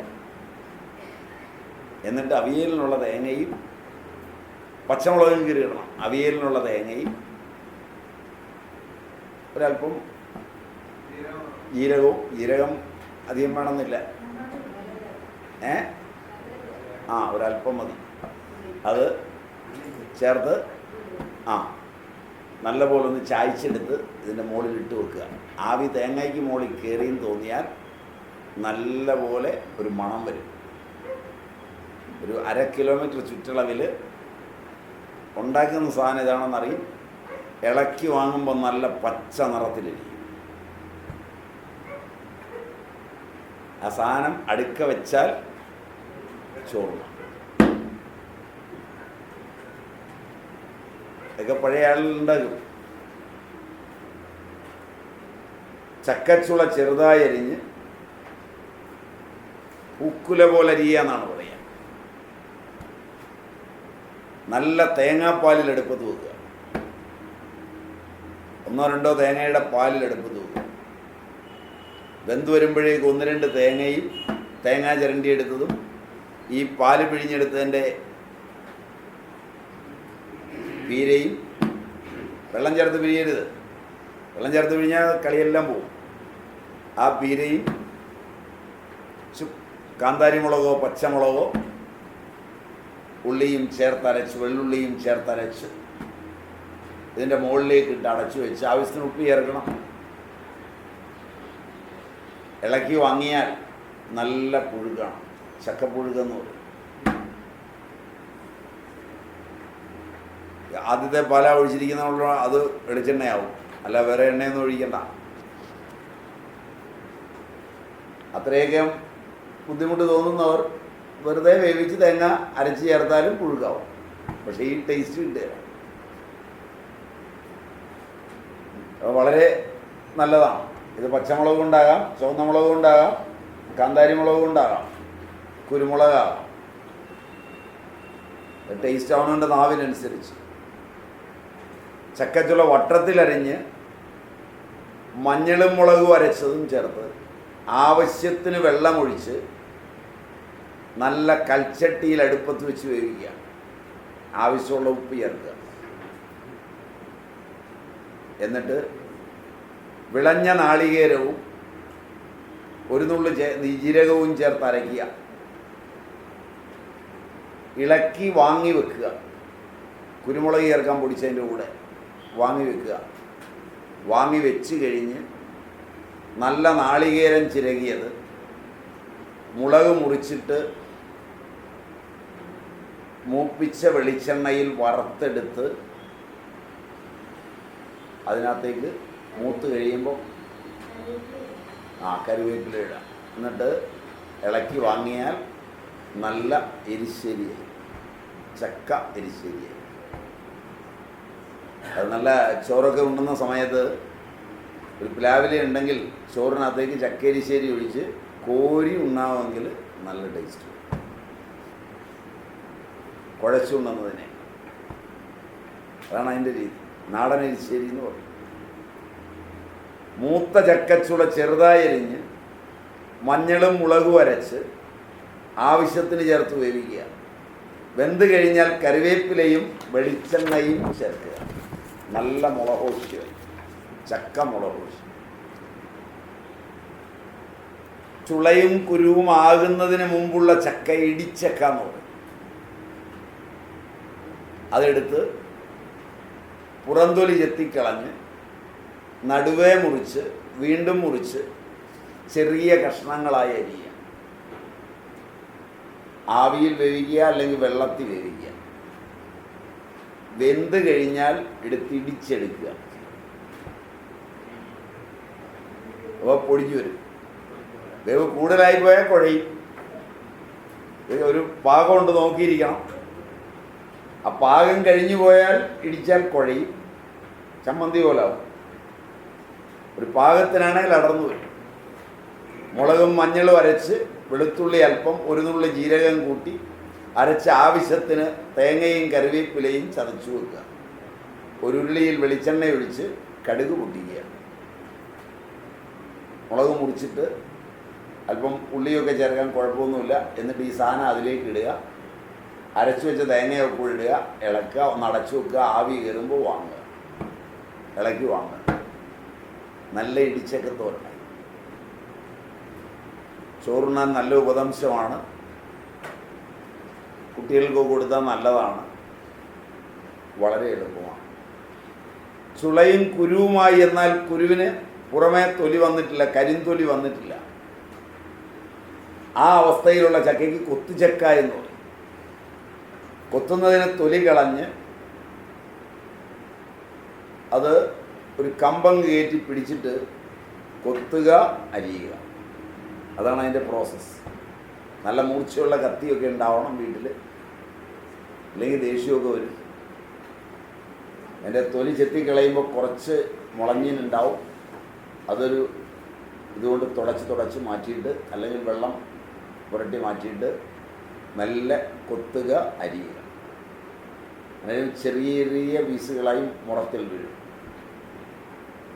അത് സദ്യക്കായാലും മറ്റു കാര്യത്തിനായാലും അതിനനുസരിച്ച് എത്ര ചെറുതായി കൊത്തുന്നുവോ അത്രയും സാധു.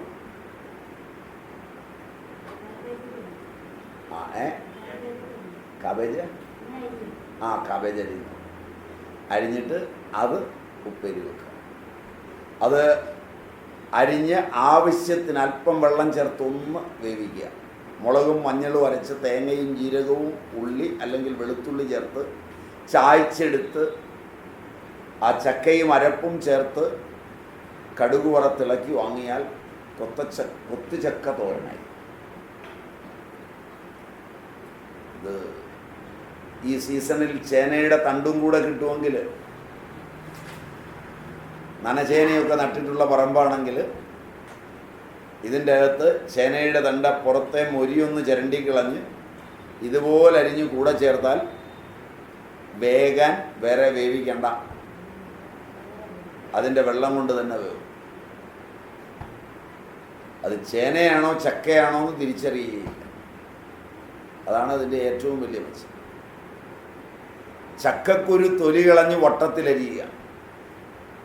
ചക്കയുടെ കൂഞ്ഞിൽ നേരത്തെ പറഞ്ഞ പോലെ അതിൻ്റെ മൂക്ക് അത് നന്നായി അരിഞ്ഞെടുക്കുക.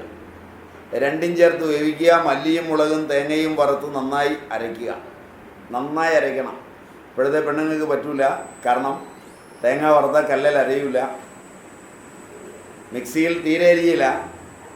അരയാൻ വേണ്ടി വെള്ളമൊഴിച്ചാൽ അരയുന്ന പ്രശ്നമേ ഉദിക്കില്ല. വറുത്ത തേങ്ങയിൽ വെള്ളമൊഴിച്ചാൽ അരയില്ല. അടിച്ചിട്ട് വെള്ളമൊഴിച്ചാലും അരയില്ല. അരയൊന്നുമില്ല, അരഞ്ഞെന്ന് പറയും. തേങ്ങ അരഞ്ഞില്ലേ? അരഞ്ഞു. അന്നപൂർണേശ്വരിയൊക്കെയാ പറയുന്നതെങ്കിൽ പിന്നെ തേങ്ങയല്ല എന്തു അരയും. പോരാത്തതിന് ചോദിക്കും എടുത്തു വെച്ചിട്ട്, വിജയേട്ടാ നല്ലപോലെ അരഞ്ഞില്ലേ? പിന്നെ നന്നായിട്ട് അരഞ്ഞു. പറഞ്ഞില്ലെങ്കിൽ വിജയേട്ടൻ്റെ കാര്യം ഒന്ന് കണ്ട രചനയാണ്. ഇത് ബാസി വല്ലാതെ ചിരിക്കുന്നു. ഞാൻ പറഞ്ഞ നുണയാണോ? അനുഭവം ഉണ്ടാവും. അപ്പം അതുകൊണ്ട് അരയ്ക്കണമെങ്കിൽ, തേങ്ങ വറുത്തരയ്ക്കണമെങ്കിൽ നല്ല ബലം ഉണ്ടാവണം. കല്ല് നീക്കി അരയ്ക്കാൻ പറ്റണം.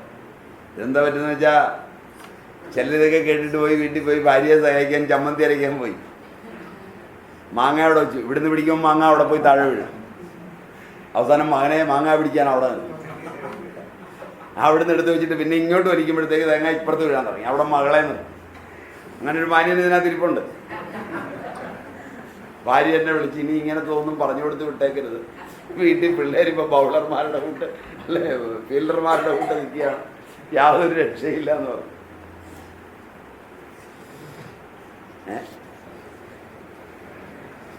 നെടുവീർപ്പ് വത്സനാണോ അയ്യപ്പദേവാണോ? ആരുടെ നെടുവീർപ്പ് കേട്ടോ? ആരുടെ ആയിരുന്നു? അയ്യപ്പദേവിയായിരുന്നു. അത് ശരി.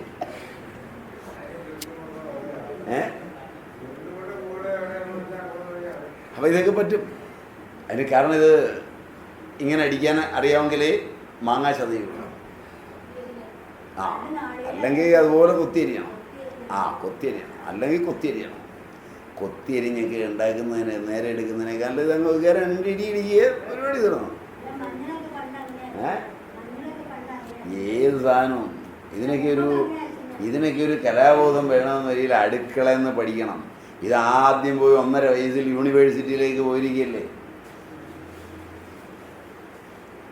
ഇപ്പം ഇനി ആഗ്രഹിച്ചിട്ട് വല്ല കാര്യമുള്ളൂ. നീ കൈയും കാലും ഒക്കെ പഴയ പോലെ മൂവി. ഇതിനൊക്കെ ഒരു പ്രായമുണ്ട്. ഒരു 7-8 വയസ്സാകുമ്പോൾ അമ്മയുടെ കൂടെ കയറി ദോശ ഇടാനും, ഒരു 8-10 വയസ്സാകുമ്പോൾ മുളകരയ്ക്കാനും, വെള്ളം കോരാനും, പാത്രം തേക്കാനും ഒക്കെ ആണായാലും പെണ്ണായാലും പഠിക്കണം. അവനവന് തിന്നാനുള്ളത് പഠിച്ചില്ലെങ്കിൽ പിന്നെ എന്തിനാണ് കൊള്ളുന്നത്? ഭൂമിക്ക് ഭാരവും മനുഷ്യന് ചോറ്റിന് ചെലവും ഒക്കെ ആയിട്ടൊരു ജന്മം. കാസറ്റൊക്കെ വീട്ടിൽ കൊണ്ടുപോയി അമ്മയെ കാണിച്ചാലും സന്തോഷമാവും, അല്ലേ വിജയ?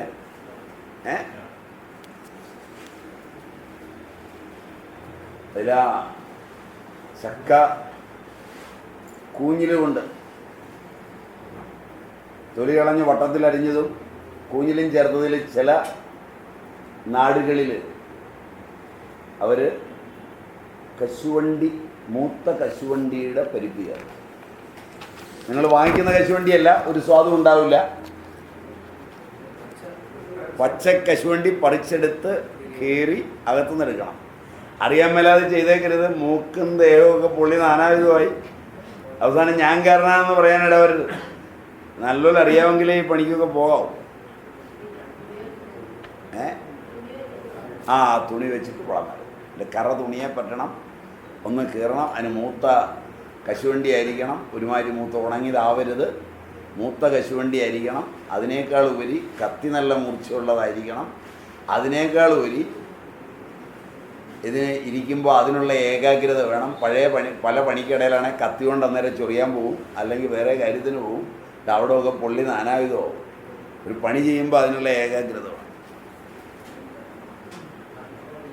ചക്കക്കുരുവും തൊമരപ്പരിപ്പും ആവശ്യത്തിന് ഉപ്പ് ചേർത്ത് വേവിക്കുക. മുളകും മഞ്ഞളും അരച്ച് ജീരകവും ചേർത്ത് തേങ്ങ അരച്ച് അരപ്പ് കലക്കി ചേർത്ത് തിളപ്പിച്ച് വാങ്ങി വെളിച്ചെണ്ണ ഒഴിക്കുകയോ കടുക് വറുക്കുകയോ ചെയ്താൽ നല്ല ഒഴിച്ചു കൂട്ടാനായി.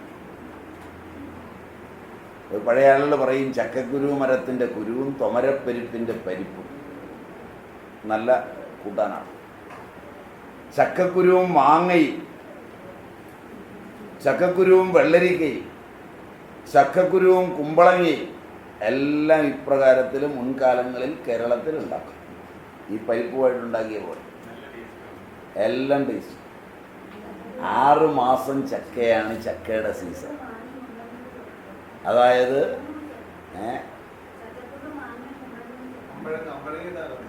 6 മാസം ചക്കക്കുരുവും മാങ്ങി, 3 മാസം തകരയും ചീരയും, 3 മാസം അങ്ങനെയും ഇങ്ങനെയും. അങ്ങനെയാണ് പഴയ ആളുകൾ ജീവിച്ചത്. അങ്ങനെയാണ് പഴയ ആളുകൾ ജീവിച്ചത്.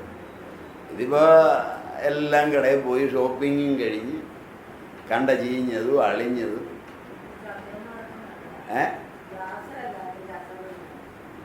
അല്പം പോലും ഗ്യാസ് ഉണ്ടാവില്ല. ഗ്യാസ് ഉണ്ടെങ്കിൽ അത് അടിച്ച് പുറത്തു പോകും. ഗ്യാസ് ഉണ്ടാക്കുന്ന ഒരു സാധനമേ അല്ല ചക്കക്കുരു. ഒരു 2 ചക്കക്കുരു നേരെ അടിച്ചങ്ങ് കയറ്റിയാൽ ഗ്യാസ് ഉള്ളതൊക്കെ നല്ല അടിച്ച് പുറത്തോട്ട് പോകും. പഴയ കാരണവന്മാരെന്നെ പറയാ ഭും ഭും പരിമളം നാസ്തി എന്ന മട്ടി പോകും. മറ്റേ അല്ലെങ്കിൽ വളരെ പരിതാപകരമായിട്ടാണ് പോകുന്നത്.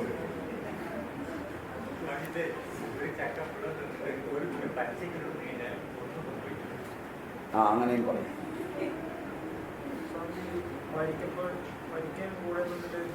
വളരെ തിരിച്ചറിയാൻ വ്യത്യാസമുണ്ട്. വരിക്കയിൽ നാര് കുറയും, കൂഴയിൽ നാര് കൂടും. അതുകൊണ്ട് നാര് കൂടിയതാണ് നല്ലത്. പഴമൊക്കെ തിന്നുമ്പോൾ കൂഴച്ചക്കപ്പഴം തന്നെയാണ് നല്ലത്. പക്ഷെ അതിങ്ങനെ വലിഞ്ഞിറങ്ങും. വരിക്കാകുമ്പോൾ ആ കുഴപ്പമില്ല, വരിക്കയ്ക്ക് നാരില്ല, മറ്റേ മുഴുവൻ നാരാണ്. അതുകൊണ്ടാണ് വരട്ടുമ്പോൾ കൂഴച്ചക്കപ്പഴമാണെങ്കിൽ തുണിയിൽ പിഴിഞ്ഞെടുത്തിട്ട് മാത്രമാണ് വരട്ടുന്നത്. മറ്റേത് നാരാണ് അത് കൂടുതൽ. പക്ഷെ തിന്നാനൊക്കെ സുഖം. ഒരു പ്ലാവയിലേക്ക് കയറിയിരുന്ന് എൻ്റെ ആ കൂഞ്ഞിലും വലിച്ച് കളഞ്ഞ് വിടർത്തി അങ്ങോട്ട് വെച്ചിട്ട് പെരുക്കി അങ്ങ് വിട്ട് കഴിഞ്ഞാൽ വൻ ബ്ലുമെന്ന് പോവുകയും ചെയ്യും, കുരു പുറത്തോട്ട് പോവുകയും. സംഗതി ക്ലീൻ. താഴെ വരേണ്ട കാര്യമില്ല. പ്ലാവേൽ ഇരുന്ന് തീർന്ന് മടലും താഴെ ഇട്ട് ഇറങ്ങിപ്പോരാ. ഫൈബർ ഏറ്റവും കൂടുതലുള്ളത് കൂഴയ്ക്കാണ്. ആ വ്യത്യാസമാണ് മെയിൻ. പക്ഷെ വേറെയും ചില ഗുണവ്യത്യാസങ്ങളുണ്ട്. ചക്ക രണ്ടും നല്ലതാണ്. കൂഴയും വരികയും തിരിച്ചറിയുന്നത് നടുവെ പിളന്നിരിക്കുന്നത് കൂഴ കുരുവിന്, സൈഡിൽ വരുന്നത് നടുവെ പിളന്നിരിക്കുന്നത് വരിക്ക, സൈഡിൽ വരുന്നത് കൂഴ. ഇലയ്ക്ക് കർണിതമായിട്ടുള്ള ഇലയുള്ളത് വരിക്ക, കർണിതമല്ലാതെ വരുന്നത് കൂഴ.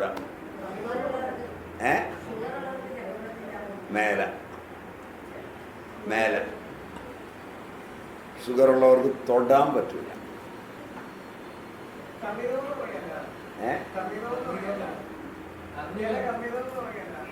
കർണിതം എന്ന് പറഞ്ഞാൽ ഇല ഇങ്ങനെ വെട്ടുള്ള ഇല, അതായത് ആഞ്ഞിലിയുടെ ഇല വരുന്ന പോലെ ആദ്യത്തെ ഇലകൾ വരുന്നത് വരിക്കപ്പിലായിരിക്കുക. തിരിച്ചറിയാൻ എളുപ്പവഴിയതാണ് തൈ. എങ്ങനെ തിരിച്ചറിയും എന്ന് ചോദിച്ചുകൊണ്ട് പറഞ്ഞതാണ്. ചക്കക്കുരുവും പടവലങ്ങയും ചക്കക്കുരുവും പാവയ്ക്കയും ചക്കക്കുരുവും പരിപ്പും ചക്കക്കുരുവും മൈസൂർ പൂവൻ്റെ പച്ചക്കായും ചക്കക്കുരുവും നേന്ത്രക്കായും ചക്കക്കുരുവും വഴുതനങ്ങയും ചക്കക്കുരുവും കോവയ്ക്കയും ചക്കക്കുരുവും നരമ്പനും. നരമ്പൻ എന്ന് പറഞ്ഞാൽ അറിയുമോ എന്നറിയില്ല. ആ ചതുരമുള്ളത് എന്താ അതിന് പറയുന്നത്? അല്ലല്ല, 4 മൂലയുള്ള അതിനെന്താ പേര് പറയാൻ?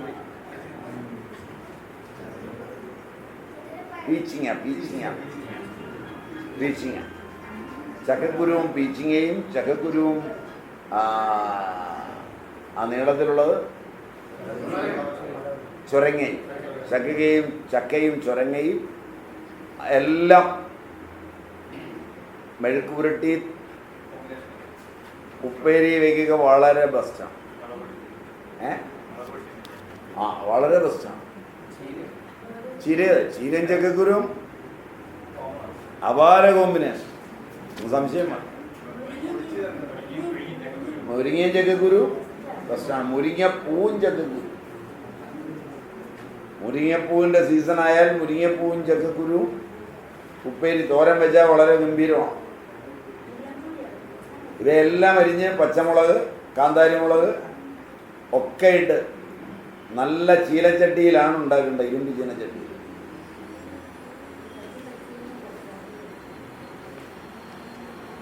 ഇത് എല്ലാം മുളകോഷി ഉണ്ടാക്കാനും നല്ലതാണ്, ഈ പറഞ്ഞ കോമ്പിനേഷനെല്ലാം. ചക്കക്കുരുവിൻ്റെ പാട, കരിന്തൊലിയല്ല, പുറമേ ഒരു പാടയുണ്ട്, ഇങ്ങനെ ഊതിയിട്ട് ഞൊട്ട വിടുന്ന സാധനം. പഴയ ആളുകളത് ചക്ക പൊളിക്കുന്ന സമയത്ത് കുട്ടികളിരുന്ന് പതുക്കെ ഇങ്ങനെ ഊതിയിട്ട് വീർത്ത് വരുമ്പോഴത്തേക്ക് ടക്കെന്ന് പൊട്ടും, കണ്ടിട്ടുണ്ടാവും. ആ പാട ഉപ്പ് തളിച്ച് വറുത്തെടുക്കുന്നത് നല്ല രസമാണ്. ചോറിന് കൂട്ടാൻ അരപ്പ് തേച്ചാണെങ്കിൽ ഗംഭീരം. അരപ്പ് തേക്കാതെ വറുത്താലും വെറുതെ ഉപ്പ് തളിച്ച് വറുത്താലും ഗംഭീരമാണ്. വളരെ നല്ല കൊണ്ടാട്ടം പോലെ ഇരിക്കും, നല്ല രസമാണ്. അത് കൂട്ടിയിട്ടുണ്ട്. കേരളത്തിൽ പഴയ കാലത്ത് അതും പതിവുണ്ടായിരുന്നു. ചക്കച്ചുള 2 അറ്റം അരിഞ്ഞ് വേറെ വേറെ വയ്ക്കുക, ബാക്കി നീളത്തിലരിഞ്ഞ് അല്പം ഉപ്പ് തെളിച്ച് വറുത്തെടുക്കുക. ഇത് ഉപ്പേരി എന്ന് പറയും. അതിപ്പം വറുത്ത് വെക്കും ഈ സീസണിൽ. ഇപ്പം അതൊക്കെ കോൺട്രാക്റ്റായിട്ട് കടകളിൽ വറക്കും, അവിടെ പോയി വാങ്ങും. വീട്ടിൽ വറുത്താൽ ഒന്നിൽ കരിയും, തികയില്ല, ഒന്നുകിൽ കരിയും അല്ലെങ്കിൽ തണുക്കും. കാരണം ശ്രദ്ധയുള്ള ആളുകളിപ്പോൾ ഇല്ല. നല്ല വരിക്കച്ചക്ക പഴുത്തത് മുറിച്ച് ചുള മാത്രം ഒരുക്കിയെടുത്ത് അരിഞ്ഞ് വെള്ളം ചേർത്ത് വേവിക്കുക. നല്ലപോലെ വേവിച്ച് ഉടച്ചെടുക്കുക. ആവശ്യത്തിന് ശർക്കര പാവ് കാച്ചി അരിച്ച് ചേർത്തിളക്കുക. ചെറിയ തീയിൽ നന്നായി ഇളക്കണം. വരണ്ടു വരുമ്പോൾ ഇളക്കിയാൽ പാത്രം കാണും, പാത്രം തെളിഞ്ഞ് കാണും, അതായത് വഴി തെളിയും. അങ്ങനെ അതായത് ഇളക്കുന്ന വഴി തെളിയും. അപ്പോൾ അല്പം നെയ്യ് ചേർത്തിളക്കി വാങ്ങി വയ്ക്കുക. ഇത് കുറേ നാളിരിക്കും. ഇനി ചക്ക വരട്ടി എന്ന് പറയും. ഇത് പായസം ഉണ്ടാക്കാൻ നല്ലതാണ്. വളരെ കാലം ഇരിക്കും. പഴക്കി വെച്ചിട്ട് നല്ല വിശേഷങ്ങളിൽ പായസം ഉണ്ടാക്കുക. ഇത് നല്ലപോലെ ചേർത്ത് അടയുണ്ടാക്കുക. അരിയും ചേർത്ത് അരച്ച് നല്ല വഴനയുടെയോ എടന എന്ന് പറയുന്ന ആ വഴന എടനയുടെയോ അല്ലെങ്കിൽ നല്ല കുമിളിൻ്റെയോ അതുമല്ലെങ്കിൽ പൂവരസിൻ്റെയോ പ്ലാസ്റ്റിൻ്റെയോ ഇലയിൽ പൊതിഞ്ഞ് ആവിയിൽ വെച്ച് എടുക്കുക. അങ്ങനെ ഉണ്ടാക്കും. ഇഡ്ഡലി ഉണ്ടാക്കുന്ന പോലെ ഉണ്ടാക്കും. നല്ല പായസമാണ്, നല്ല ഇടയുമാണ്.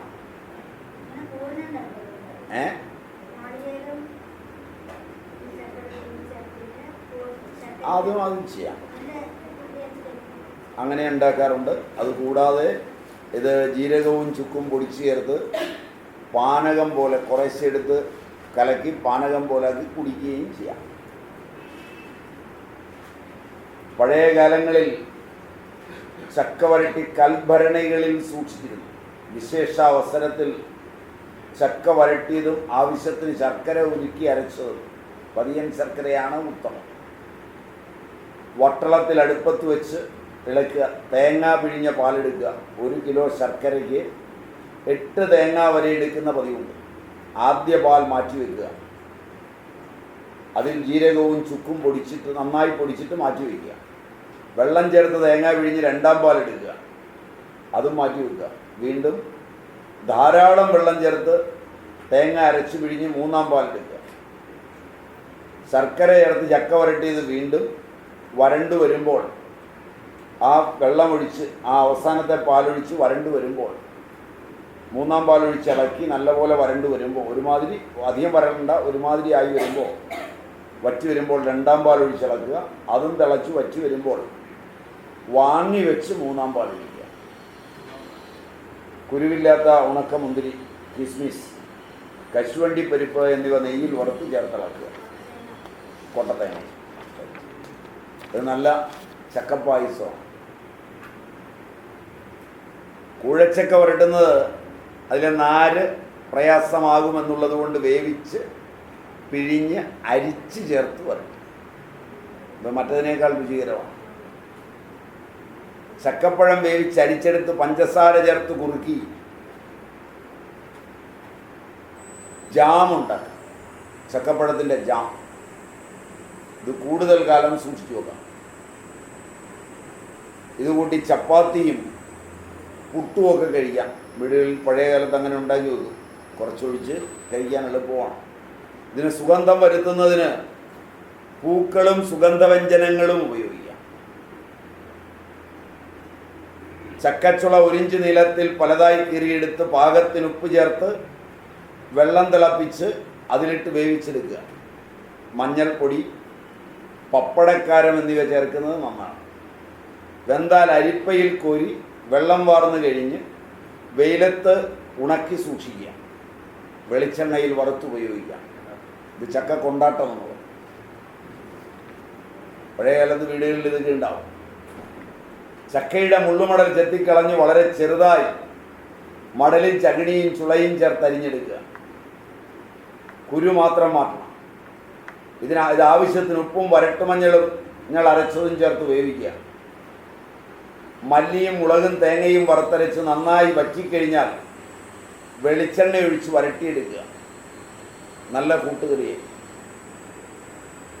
ചക്കച്ചുള വേവിച്ച് ആട്ടുകല്ലിൽ അരച്ച് കായം, പപ്പടക്കാരം, എള്ള്, ജീരകം, അല്പം കുരുമുളക് പൊടിയോ മുളക് പൊടിയോ ചേർത്ത് ഉരുളയാക്കുക. ചപ്പാത്തിക്ക് പരത്തുന്ന പോലെ പരത്തുക. വെയിലത്ത് വെച്ച് ഉണക്കിയെടുക്കുക. നല്ല പോലെ ഉണങ്ങിയാൽ വെളിച്ചെണ്ണയിൽ വറുത്തെടുക്കുക. ചക്കപ്പപ്പടമായി വളരെ രസകരമായതാണ്. ചക്കയും മാങ്ങയും വർഷത്തിൽ ഏതാണ്ട് 8-9 മാസം ഉണ്ടാവും. ആ കാലത്ത് അവ തന്നെയായിരുന്നു ജാതിമത ഭേദമില്ലാതെ കേരളീയരുടെ പക്ഷം.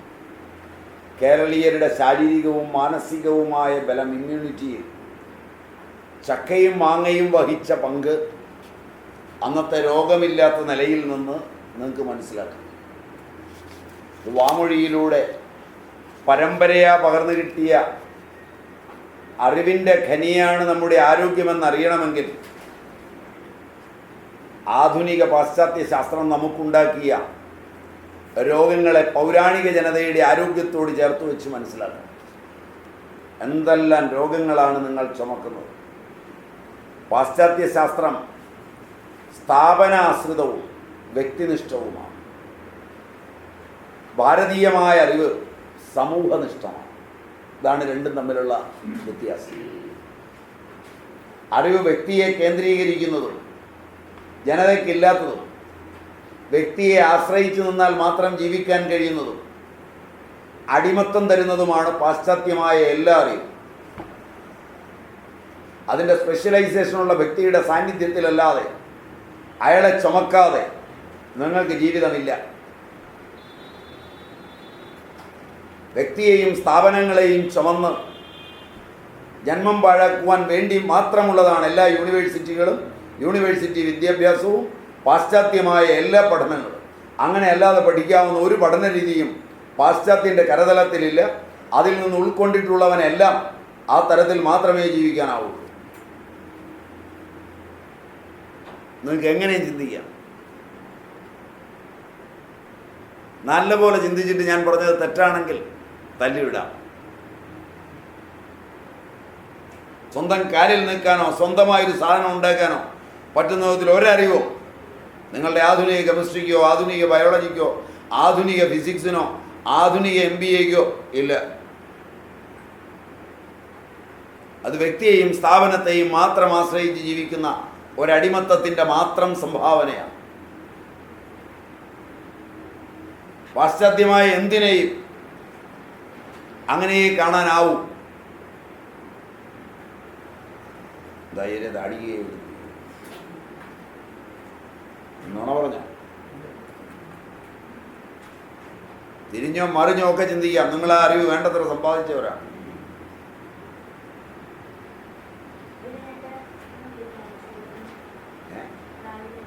അതും മരുന്നാണ്.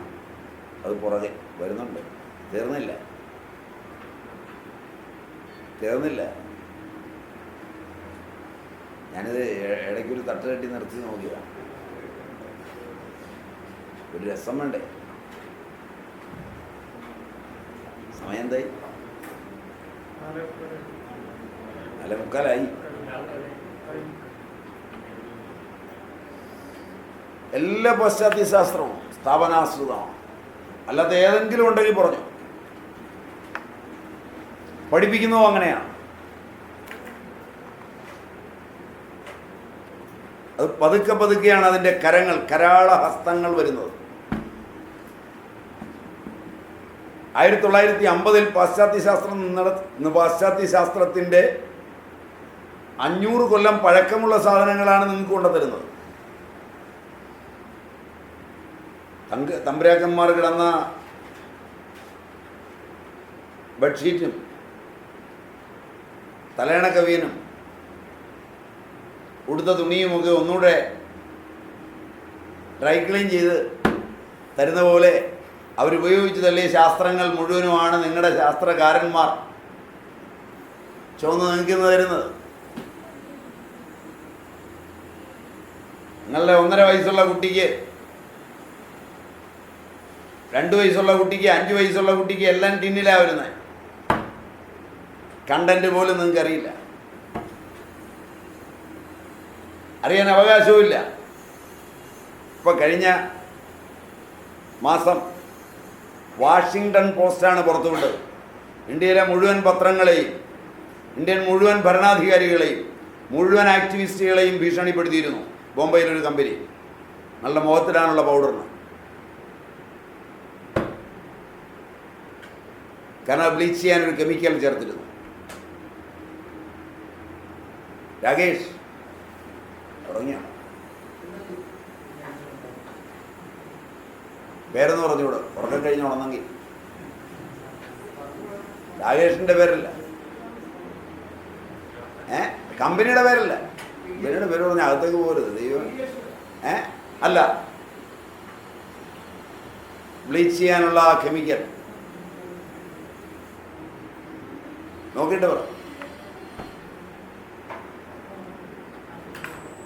മുഖത്തിരുന്ന പൗഡറുണ്ട്, പിള്ളേരുടെ ദേഹത്തിരുന്ന പൗഡറുണ്ട്, കാലടകളിലൊക്കെ വാരിയിടുന്ന പൗഡറുണ്ട്. അവരുടെ പൗഡർ തന്നെ, ആ പേര് പറയരുത്, കാരണം അവർ ഭീഷണിപ്പെടുത്തിയിട്ടിരിക്കുകയാണ്. ഇന്ത്യയിൽ ഇത് മിണ്ടരുതെന്നാണ്, കാരണം അവരെ നിരോധിച്ചിരിക്കുകയാണ്. കാരണം ഇത് മാരകമായ രോഗങ്ങൾ കുട്ടികൾക്കുണ്ടാകുന്നു. നിങ്ങളൊക്കെ മേടിച്ച് 10ഉം 15ഉം കൊല്ലയിട്ടതാ. 15 കൊല്ലയിട്ട് കഴിഞ്ഞിട്ടാണ് പറയുന്നത് ഇത് എല്ലിനെ ബാധിക്കും, പല്ലിനെ ബാധിക്കും, മാരക രോഗം ഉണ്ടാക്കും, ക്യാൻസർ ഉണ്ടാക്കും എന്നൊക്കെ പബ്ലിഷ് ചെയ്താരാ? Washington post. ഇന്ത്യയിൽ ഒരു പത്രം പബ്ലിഷ് ചെയ്തിട്ടില്ല. ആകെ ടൈംസ് ഓഫ് ഇന്ത്യ ചെറിയൊരു കോളം, ചെറിയൊരു കോളം. മറ്റേ ഇവിടെ ആരെങ്കിലും ഒരുത്തൻ കാപ്പിപ്പൊടിക്കകത്ത് അല്പം പുളിങ്കുരു പൊടിച്ച് ചേർത്തു എന്ന് പറഞ്ഞാൽ അവൻ്റെ ഫോട്ടോ സഹിതം ഫ്രണ്ട് പേജിൽ. ശരിയല്ല, പുളിങ്കുരു ശല്യമൊന്നും ഉണ്ടാക്കുന്നതല്ല. എന്നിട്ട് അപ്പം അതുകൊണ്ട് അതൊക്കെ മേടിക്കുന്നവരാ ഞങ്ങൾ. അത് സ്ഥാപനവൽക്കരണം കൊണ്ടാണ്. ഭാരതീയമായിരിക്കുന്ന എല്ലാ അറിവും സമൂഹനിഷ്ഠമാണ്. വ്യക്തിയെ ആശ്രയിച്ചല്ല അതൊന്നും ഉണ്ടാകുന്നു. കാലം, ദേശം, പ്രകൃതി എന്നിവയോട് ഇണങ്ങി നിൽക്കുന്നതാണ്, പരിസ്ഥിതിയോട് ചേരുന്നതാണ്. എന്ന് പറഞ്ഞാൽ ഓകശാസ്ത്ര സങ്കേതങ്ങളെ അംഗീകരിക്കുന്നതാണ്.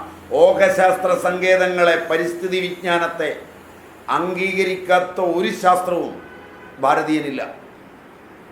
പാശ്ചാത്യമായ ഒരു ശാസ്ത്രവും പാരിസ്ഥിതിക സംവേദനങ്ങളെ അംഗീകരിക്കുന്നതായില്ല ഇന്നോളം.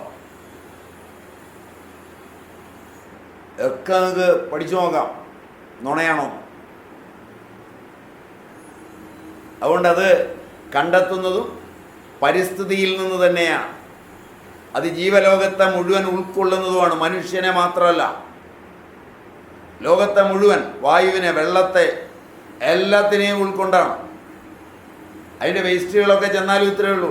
ചക്ക തിന്നാലും മാങ്ങ തിന്നാലും അതൊക്കെ നിങ്ങൾ തിന്നാതെ ചോട്ടി വീണ് കിടന്നിട്ട് പോലും മാലിന്യം അത്ര വളരെയൊന്നും ഉണ്ടാകുന്നില്ല. മറിച്ച് നിങ്ങൾ അവിടെ നിന്ന് കൊണ്ടുവന്ന കോഴിയും മറ്റതും മറിച്ചതും ഒക്കെ തിന്ന് അതിൻ്റെ വേസ്റ്റ് എല്ലാം കൂടെ വരുമ്പോഴേക്ക് ഇപ്പോൾ ബ്രഹ്മപുരത്തു നിന്ന് ഇങ്ങ് എറണാകുളം വരെ നാറിക്കൊണ്ടിരിക്കുക. റൈറ്റ്? എല്ലാ ഫ്ലാറ്റും അടച്ചിട്ടിട്ട് അകത്ത് കയറി കിടക്കുന്നത്. അടച്ചിട്ടാൽ നാറ്റം പോകുമൊന്നുമില്ല. വായു ശ്വസിക്കുന്നുണ്ടെങ്കിൽ ഇത് അകത്ത് ചെല്ലും, കോഴി തിന്നില്ലെങ്കിൽ. കാരണം ആ നാറ്റം മതിയാവും പെൺപിള്ളേർക്ക് വീശ മുളയ്ക്കാൻ, പോളിസിസ്റ്റിക് ഓവേറിയൻ ഡിസീസ് ഉണ്ടാകാൻ. കാരണം ആ നാറ്റത്തിൻ്റെ കൂടെ കോഴിയുടെ വേസ്റ്റ് മുഴുവൻ അകത്തോട്ട് തിന്നുക, പ്രാണനിലേക്ക് നേരിട്ട്. മറ്റേത് തിന്നുന്നത് ദഹിച്ചു വരണം പ്രാണൻ്റെ അവിടം വരെ. ഇത് സമാനൻ വഴി നേരെ കയറുകയാണ് മൂക്കിലൂടെ. എന്താ ആലോചിക്കും? നല്ല ബ്രാഹ്മണൻ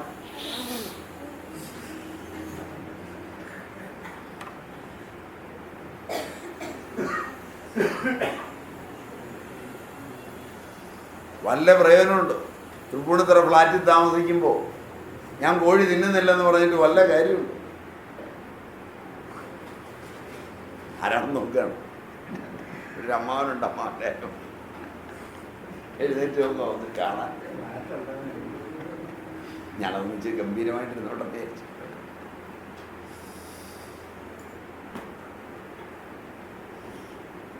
അപ്പം അതുകൊണ്ട് വൈചാരിക സാക്ഷരതയേക്കാൾ വൈകാരിക സാക്ഷരതയ്ക്ക് പ്രാധാന്യം നൽകുന്നതുമാണ് ഭാരതീയമായത്.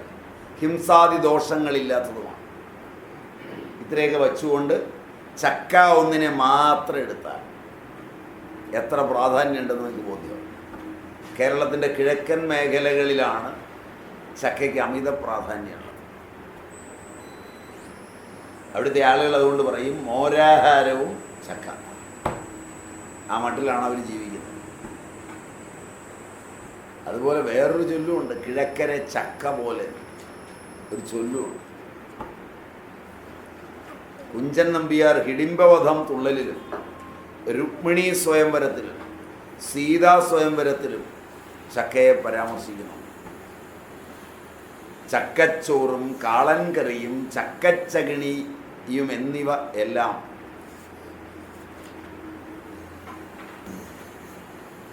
ഭോജനമെല്ലാം ഈ കുഞ്ഞുങ്ങൾക്കൊരു സുഖഭോജനം ഇക്കാലങ്ങളിലില്ലേ കഥാത എന്ന് ദുര്യോധനൻ ധൃതരാഷ്ട്രരോട് പാണ്ഡവരെ കളിയാക്കി പറയുന്നതായിട്ട് നമ്പ്യാർ എഴുതിയിട്ടുണ്ട്. ചക്കപ്പഴമാരൽ കൊണ്ട് അന്നാലൊക്കെ മുറിച്ചു ചെലുത്തും ഭീമൻ എന്ന് ഭീമനെയും കളിയാക്കിയിട്ടുണ്ട്. ചക്കപ്രഥമൻ അടപ്രഥമൻ വിധമൊക്കെ പറവാൻ നേരം പോരാ എന്ന് രുക്മിണി സ്വയംവരത്തിൽ നമ്പ്യാർ അടിക്കുന്നു. പച്ചടി കിച്ചടി വേപ്പില മാങ്ങ ചക്കപ്രഥമൻ അടപ്രഥമനും പുന എന്ന് സീതാ സ്വയംവരത്തിൽ അടിക്കുന്നു. വടക്കൻ കേരളത്തിൽ മൂക്കാത്ത ഇളഞ്ചക്കയ്ക്ക് ചക്ക കണ്ടൽ എന്ന് പറയും. അവിടെ അതിൻ്റെ ഉപ്പേരി വളരെ പ്രധാനമാണ്. ഇത് ചെറുതായി നീളത്തിൽ നുറുക്കി പുളിയും മുളകും ഉപ്പും ചേർത്ത് പാകത്തിൽ വെള്ളമൊഴിച്ച് വേവിച്ച് അതിൽ കറിവേപ്പിലയും ഉലുവ വറുത്ത് പൊടിച്ചതും ചേർക്കുക. കടുകും മുളകും മുറിച്ചിട്ടതും വറുത്തിടാം. അല്പം കൂടി വളർന്നാൽ മുറിച്ച് ചക്കപ്പൂനുണ്ടാക്കാം. അത് തോരൻ പോലെ, ഉപ്പേരി പോലെ. ചക്കക്കുരു സൂക്ഷിക്കൽ ഞാൻ പറഞ്ഞു, ഇങ്ങനെ സൂക്ഷിക്കാം. അതിൽ മൂടച്ചക്കക്കുരു, മമ്പിടി ചക്കക്കുരു, മൺപിടി ചക്കക്കുരു എന്നൊക്കെ അതിന് പേരുണ്ട്. വടക്കൻ കേരളത്തിലെ മൺപിടി എന്നാണ് പറയുക. എന്നിട്ടത് കർക്കിടകത്തിലെ മഴക്കാലത്ത്, അങ്ങനെ വിരൽ വണ്ണത്തിൽ പെയ്യുന്ന മഴയുടെ സമയത്ത് വറുത്തങ്ങനെ തിന്നുന്നത് രസകരമാണ്. ചക്കക്കുരുവും ഒക്കെ ധാരാളം കേരളീയർ വറുത്തു തിന്നിട്ടുണ്ട്. ഇടിച്ചു ഉപയോഗിക്കാൻ വളരെ ബെസ്റ്റാണ്. തൊലി കളഞ്ഞ് വൃത്തിയാക്കി എടുത്ത് പാകത്തിന് ഉപ്പ് ചേർത്ത് ആവശ്യത്തിന് മുളകും മഞ്ഞളും കൂട്ടി വെള്ളം അടുപ്പത്ത് വെച്ച് തേങ്ങയും അല്പം ജീരകവും ഉള്ളിയും കറിവേപ്പിലയും ചതച്ചെടുത്ത് വെള്ളം വറ്റുമ്പോൾ അരപ്പ് ചേർത്ത് അടയ്ക്കുക. ആവി വന്നാൽ ഇളക്കി വാങ്ങുക. അങ്ങനെ പുഴുങ്ങി ഉപയോഗിക്കാറുണ്ട് മൂടൻ ചക്കക്കുരു. ചുവന്ന മുളകിന് പകരം കുരുമുളക്, കാന്താരി മുളക് ഒക്കെ ചേർക്കാറുണ്ട്. കൂടുതൽ സ്വാദ് കാന്താരി മുളകിലാണ്. ഇതിലൊക്കെ കൂടുതലായിട്ട് കിഴക്കുള്ളവർ വാട്ടി ഉണങ്ങിയ കപ്പയും ചക്കക്കുരുവും കൂടെ പുഴുങ്ങി തിന്നാറുണ്ട്. മൂടച്ചക്കക്കുരുവൊക്കെ ചേർത്ത് പുഴുങ്ങിയാൽ കപ്പ അതീവ ഗംഭീരമാണ്. അതിൽ ഏറ്റവും ഗംഭീരമാകുന്നത് അച്ചിങ്ങാപ്പയറും ചക്കക്കുരുവും ഉണക്ക് കപ്പയും. അപാര കോമ്പിനേഷൻ. അങ്ങനെയൊക്കെ തിന്നും. വായി വെള്ളം ഊറിയിട്ട് കാര്യമൊന്നുമില്ല. അതൊക്കെ ഉണ്ടാക്കി തരാൻ പറ്റി തള്ളക്കി ഇരിക്കണം. ഇനിയിപ്പം മാറ്റിയെടുക്കാൻ യാതൊരു നിർത്തി സമയമായെന്ന് തോന്നുന്നില്ലേ? അതുകൊണ്ട് നമുക്ക് ഇന്ന് നിർത്താം.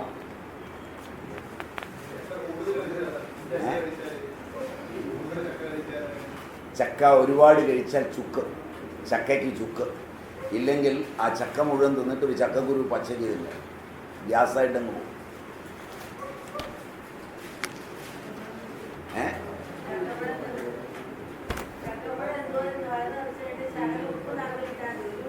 ഉപ്പ് വായിലിടുകയാണെങ്കിൽ 5 മിനിറ്റ് കൊണ്ട് ആ സാധനം മുഴുവൻ പോകും. അത്രയും എളുപ്പമാണ്. വയറ്റുവേദന ഉണ്ടാവില്ല.